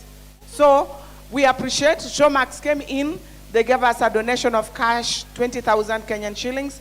They also gave us accounts. Cynthia, we are able, how many accounts? Now, can you say what you gave us? Good evening, everyone. My name is Aberi Kemunto. I was representing the Showmax accounts and apps. So for those who are walibahatika to get those vouchers, we thank you for coming, and we were giving each and every one of us mwenye alikuwa nakuja kwa tent yetu a voucher ya kuwatch for this month. And for those who are interested, you can still reach out. We still have the vouchers and we're going to give them to you. And thank you so much. And because they have partnered with us, we appreciate their gracefulness, their calmness, and them agreeing to be with us. For this reason, I want the chief guest to give them an award. Wakienda kwa ofisi sio wanaweka hapo, anasema hii ni Kisii University. First, before I present the gift, I want to really appreciate your work. Continue supporting this university and double it next year. Have you accepted?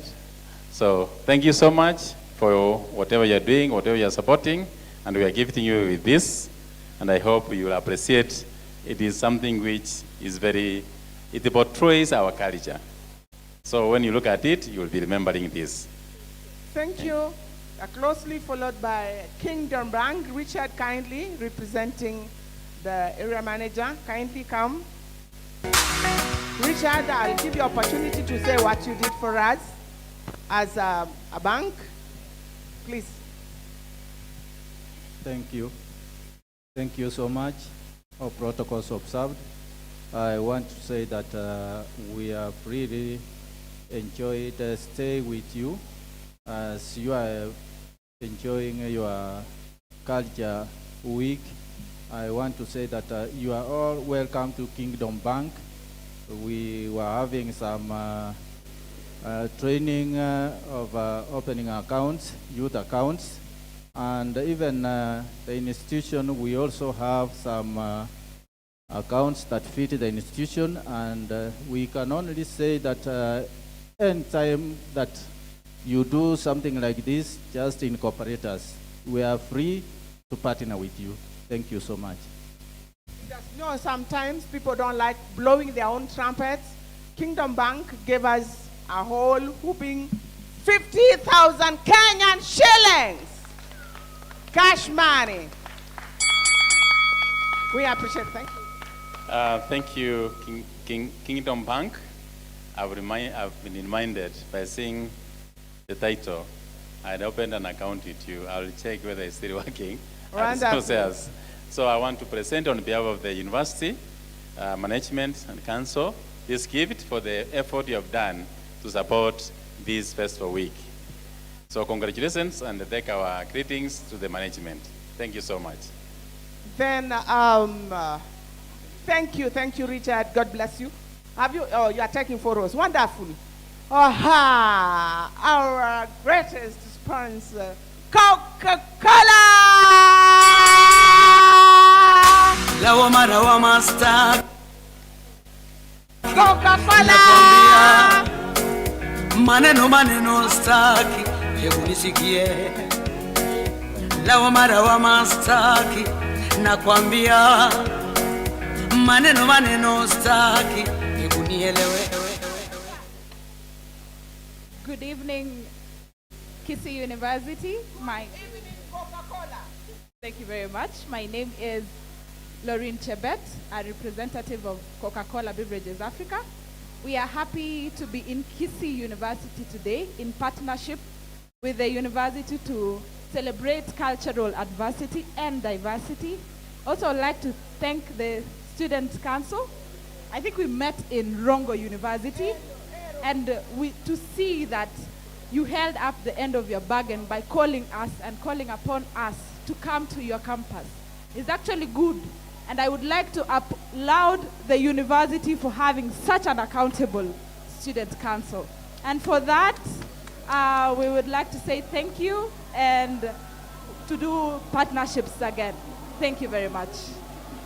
Honestly, I said that everybody else is shy of giving a pat on the back. Now, you see this wonderful stage here. Ai, sasa muone hamuna macho. Bwana, hii ingetufanya tusifanye cultural week. Yani walikuja na sound system. Wajadua wamewin football. Hao wameshinda football.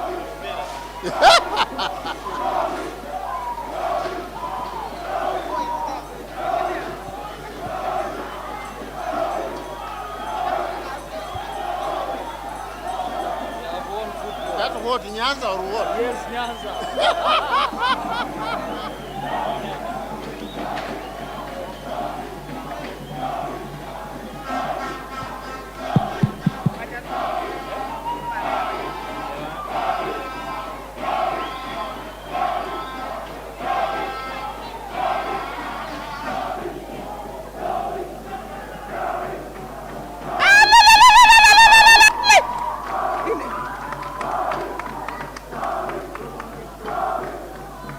Position 1.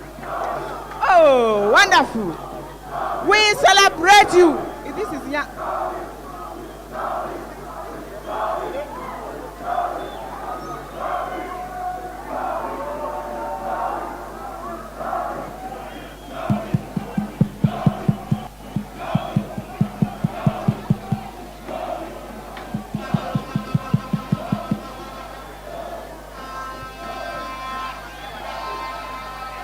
Aya, asanteni.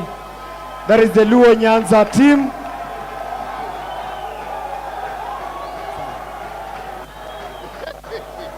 Aya, you will be awarded. You will be awarded. That is the Luo Nyanza team.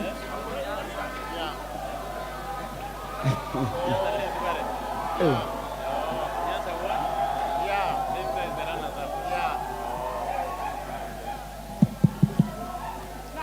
Okay, okay. Thank you.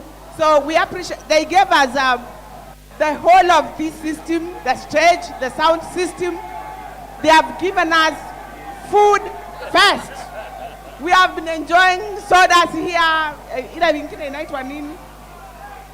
Mankuli, na usiku yote watakuwa na sisi. So it is more than actually 500,000 Kenyan shillings. We are proud of you. God bless. Makofi kwao. Now, our chief guest.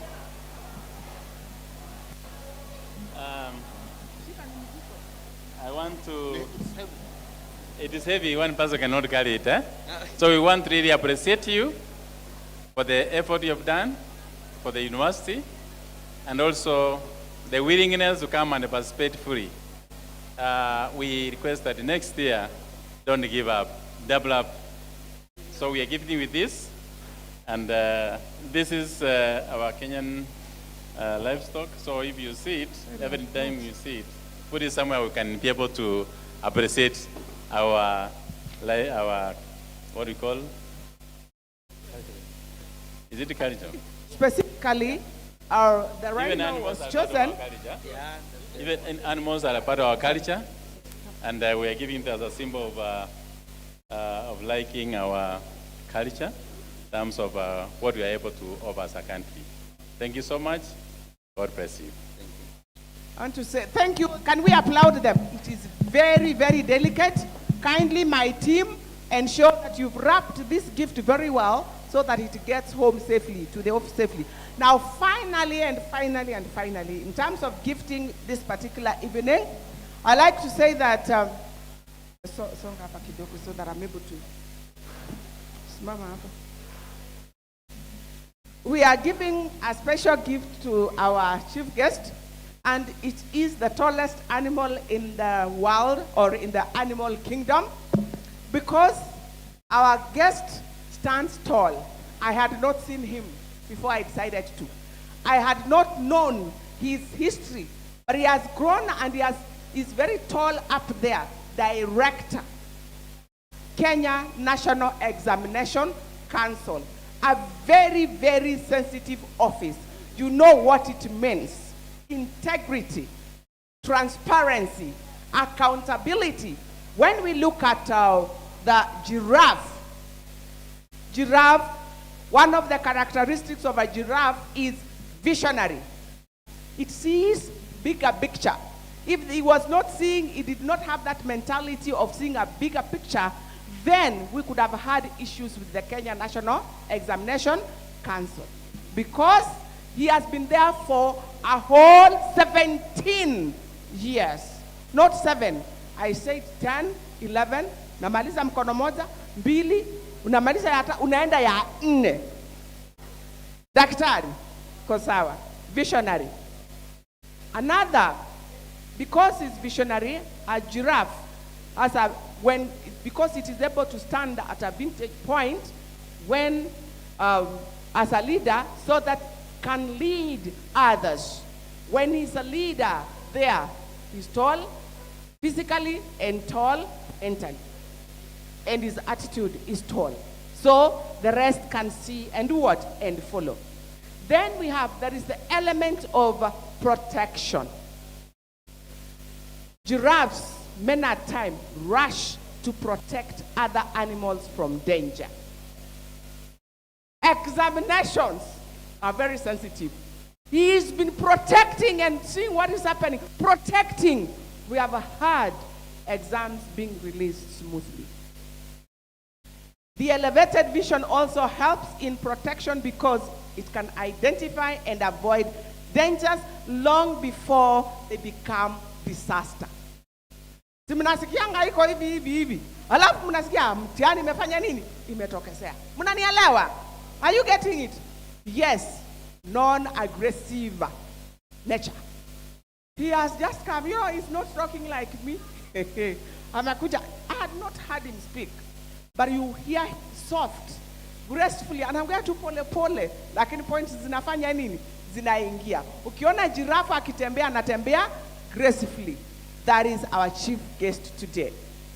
Calm under pressure. You cannot work if you are not calm under pressure in such a kind of an office and survive for 17 years. Intelligent, patient, graceful, and a big heart. And I want to emphasize this. If he did not have a big heart, he would have not left Nairobi to drive all the way to Kisii within the short notice that we gave him. Our chief guest today. That is who you are. This shows your true qualities. I've met you 1 hour, 2 hours ago. But this depicts exactly who you are. Our Vice Chancellor, or Deputy Vice Chancellor, Acting Vice Chancellor. Please, can you give this award to our chief guest? Wewe, makofi. Na iko na mtoto sasa abande bakarwara ugasoma ugaita ugatiga bandekera ukanyore metando korende kaera hapo. Chief guest, hii giraffe ako na mtoto. Unajua umepanda mpaka ukafika hapa, huyu ni wewe. Sasa our relationship ndio hii mtoto. Lazima tunache mpaka apande mpaka afika juu. This is the significance of this giraffe. Tuendelee. Umati wote, twende. Aya, bwana DJ.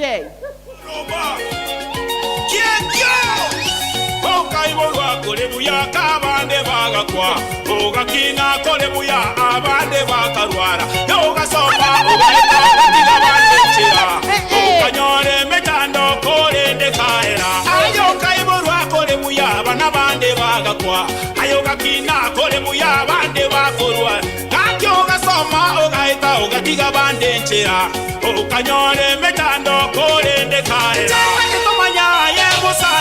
Nyasaye n'omuya Alese muruchao le moyo Atana kwanche Yenta gendo manye babo pito Nyasaye n'omuya Atana kwanche Yenta gendo manye yo mogaka Nyasaye n'omuya Simba byoke Atana kwanche Yenta gendo manye yo musae Nyasaye n'omuya Konya pa waikeranire Atana kwanche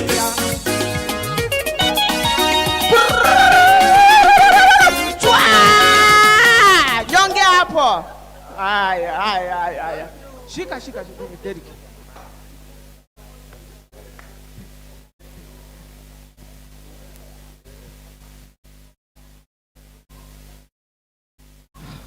Okay.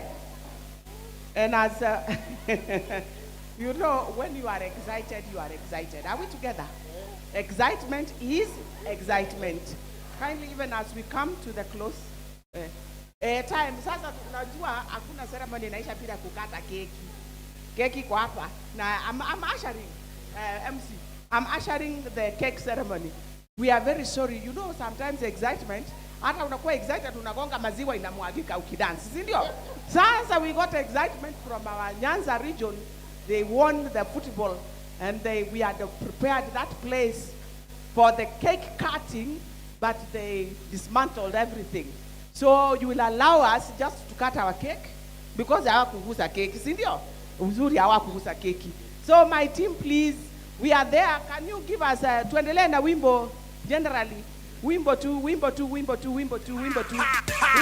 The champion introducing MCV Liranya Ribang Tonya Liranya kolera kagichata yeto monwa Liranya kolera kagichata yeto monwa ata yeto monwa omono go sabera chivesa yeto monwa omono go sabera chivesa Liranya kolera kagichata yeto monwa Liranya kolera kagichata yeto monwa ata yeto monwa omono go sabera chivesa Yeto mono na gosabira chivesa mina minyoboka tokano nchibonya kayonga mina maleko tororo muyano mobe mina minyoboka tokano nchibonya kayonga mina maleko tororo muyano mobe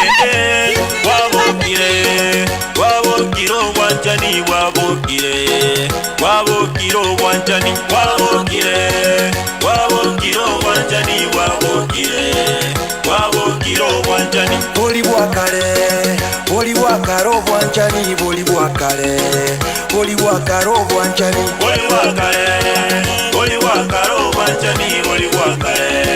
Boli wakaro wanjani Tema nainde torole tema nainde torole tema nainde torole tema nainde torole Wonderful. Our chief guest. Tafadhali gracefully pole. Simame pale. Bwana Vice Chancellor. Pole. Simame pale. Our leader from Mwanyagetinge, Mumoja. Pole. Baka huko. Mutaambiana ni nani? Then we have student representative pole. Baka huko. Kingdom Bank pole mpaka huko. Rongo representative pole mpaka huko. Kagichata yeto monwa Liranya kolera kagichata yeto monwa ata yeto monwa omono go sabera chivesa yeto monwa omono go sabera chivesa Liranya kolera kagichata yeto monwa Liranya kolera kagichata yeto monwa ata yeto monwa omono go sabera chivesa yeto monwa omono go sabera chivesa mina minyoboka tokano nchibonya kayonga mina maleko tororo muyano mobe mina boka tokano nchibonya kayonga mina maleko tororo muyano mobe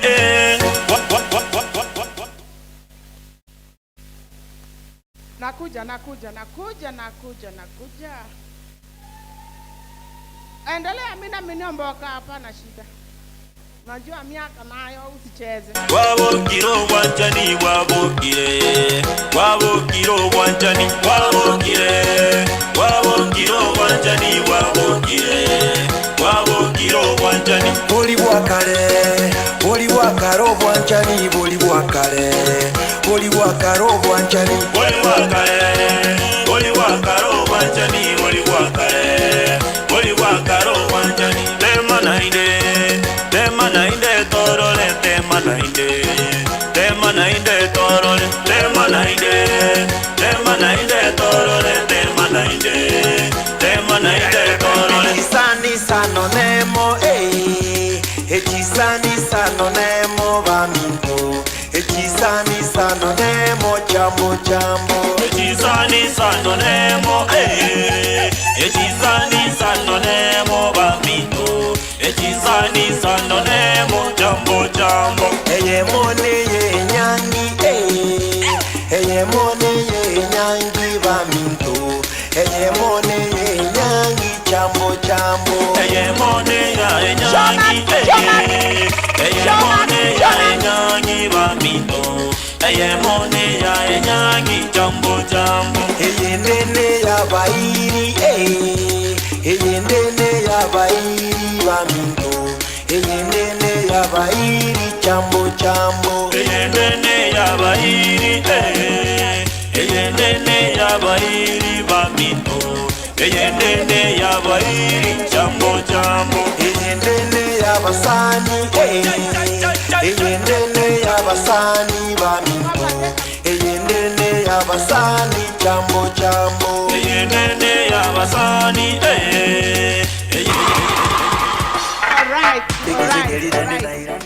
Najua hii maneno vile tunaendelea hivi, tuko ngangari, tuko sawa. Sasa kabla tuanze, I can see this particular cake.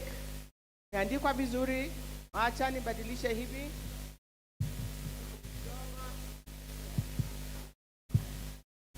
Nasema Kisii University 10th Cultural Festival Celebration. It has a logo for Kisii University. It has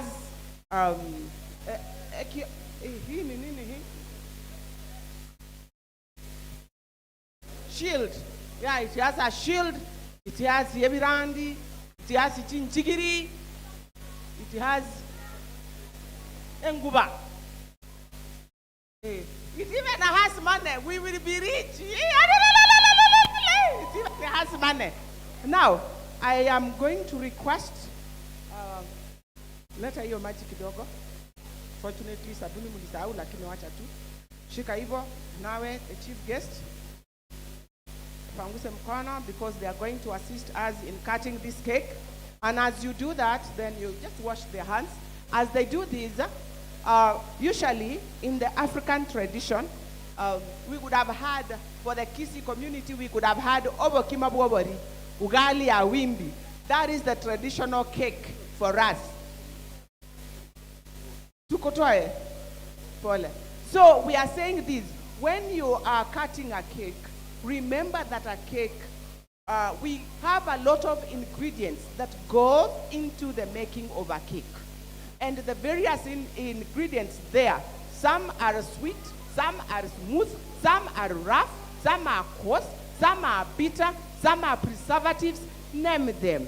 And there are those that are cohesive. They bring, the cake is mixed to such a level that it unites so well that it becomes one thing.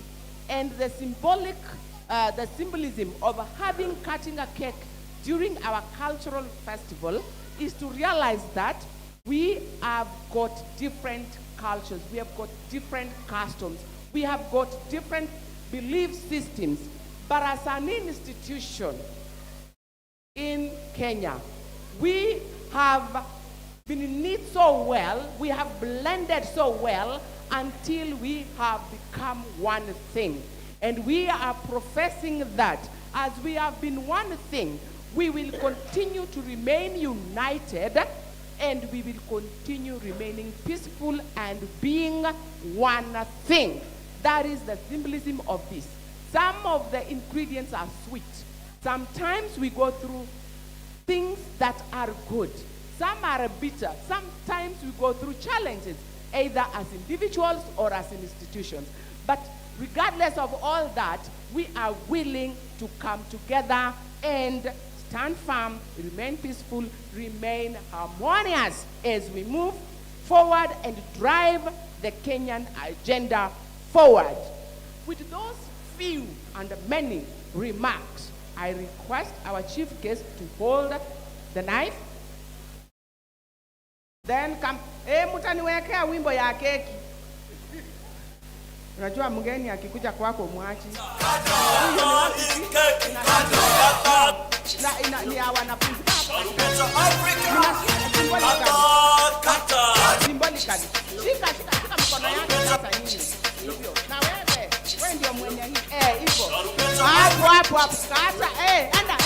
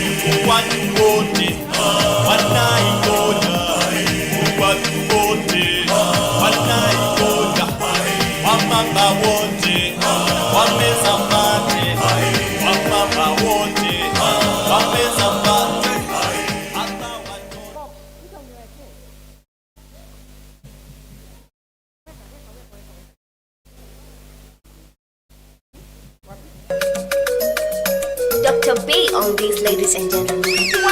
Kuna wine hapa. Fruit wine. Non alcoholic.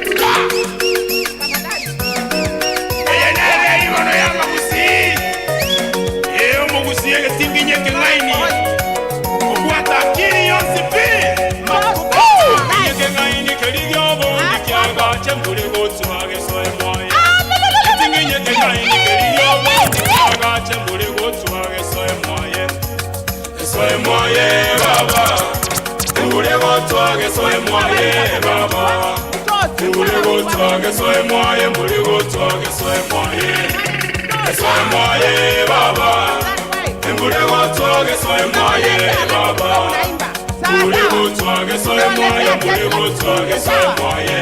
Omukungu somasomya nga yakomanya warugirwe gusemboke gusembo mwana. Omukungu somasomya nga yakomanya warugirwe gusemboke gusembo mwana. Gusembo mwana. Dr. B. Gusembo mwana.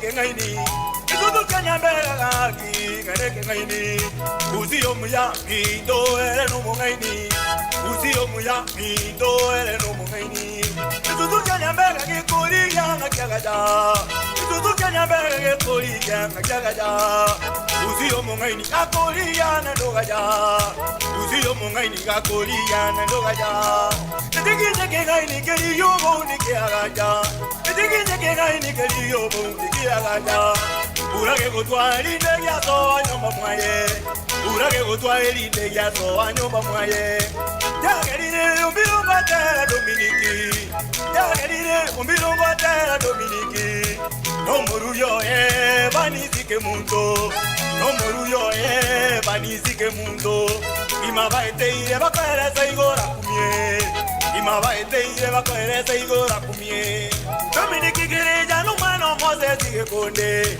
Mamu mwao teresi yake mundo Roisi gekonde sitebu mata tiko kweva Nijera mwaki netyo mwana Dominiki Baba Barito Echo Ayeno Dominiki gereja noare Yenoare Umwano teresi yake mundo baba Yenoare Noare vanisi mundo noare Yenoare Umwano na tintaro pinto Yenoare Noare temisi areba noare Yenoare Umwano cheria kwambuka baito Yenoare Temisi areba mbiro kwanye Yenoare Ibisi bosire chiri mukwanye Yenoare Kuranga nisagini chiri mukwanye Yenoare Dayana muraba bani mukwanye Yenoare Adinani ojogo baba niko kwanye Yenoare Kuresha mura naye niko kwanye Yenoare Noare wini makini noare Yenoare Irasima koryo motera bomoronge Yenoare Noare isa kongeri noare Yenoare Mano itoko kwanya bisabo sobo Yenoare Osoro nero mwana ibaburu Yenoare Eze mo management yo yare Yenoare baba baito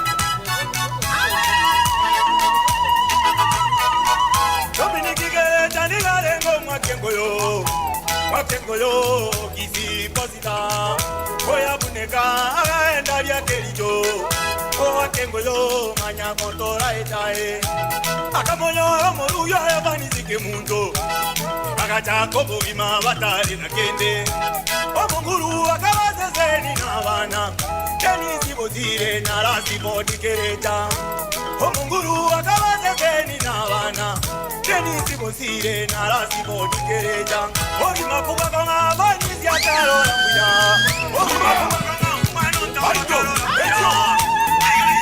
All right.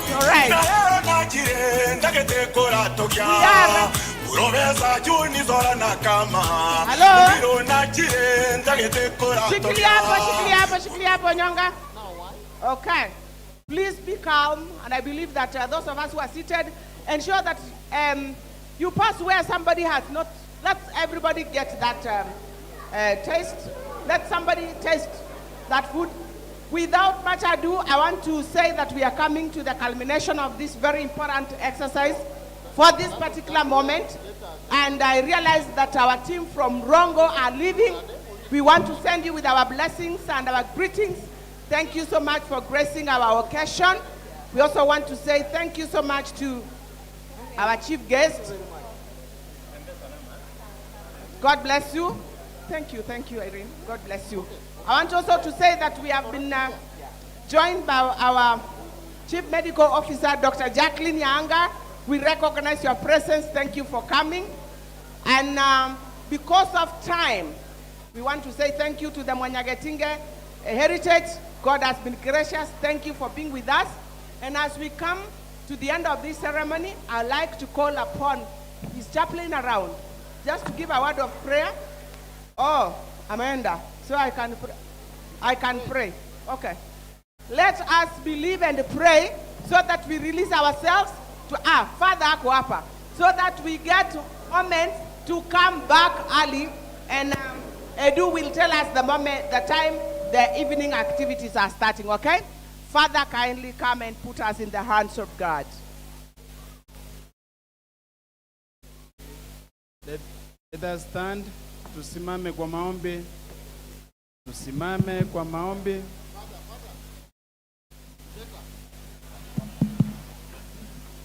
Tusimame kwa maombi tafadhali. Tusimame tutulie kwa maombi tafadhali. Tuamini na kuomba. Mwenyezi Mungu Baba uishie milele, tunakurudishia shukrani kwa wema wako usio na kifani. Asante Baba kwa neema kubwa kubwa na neema ndogo ndogo ambazo umetukirimia hii siku ya leo, tunaposherekea siku hii na siku hizi tatu za kusherekea utamaduni wetu. Tukuomba Baba mwema, uibariki halmashauri ya chuo hiki kikuu cha Kisii University, wasimamizi wao na wote waelekezi wa namna zote na wanafunzi pia. Tunakushukuru kwa wahisani wetu, Coca-Cola, Kingdom Bank na wote ambao wameshirikiana kutupa mkono, wamesimama pamoja nasi katika hafla hii ya leo ambayo imefana. Tukuomba neema zako Bwana, tunapoondoka mahali hapa, barabarani tunapopita, utuelekeze, utuongoze, utubarikie, tuwe salama rohoni na mwilini. Na kwa hafla inayoendelea usiku wa leo, utuwaepushie wanafunzi wetu na majanga mbalimbali, wawe salama rohoni na mwilini, walisifu na kulitukuza jina lako. Baba Mwenyezi Mungu, utujalie na mahitaji mengine ambayo hatukuyaweka katika ombi hili.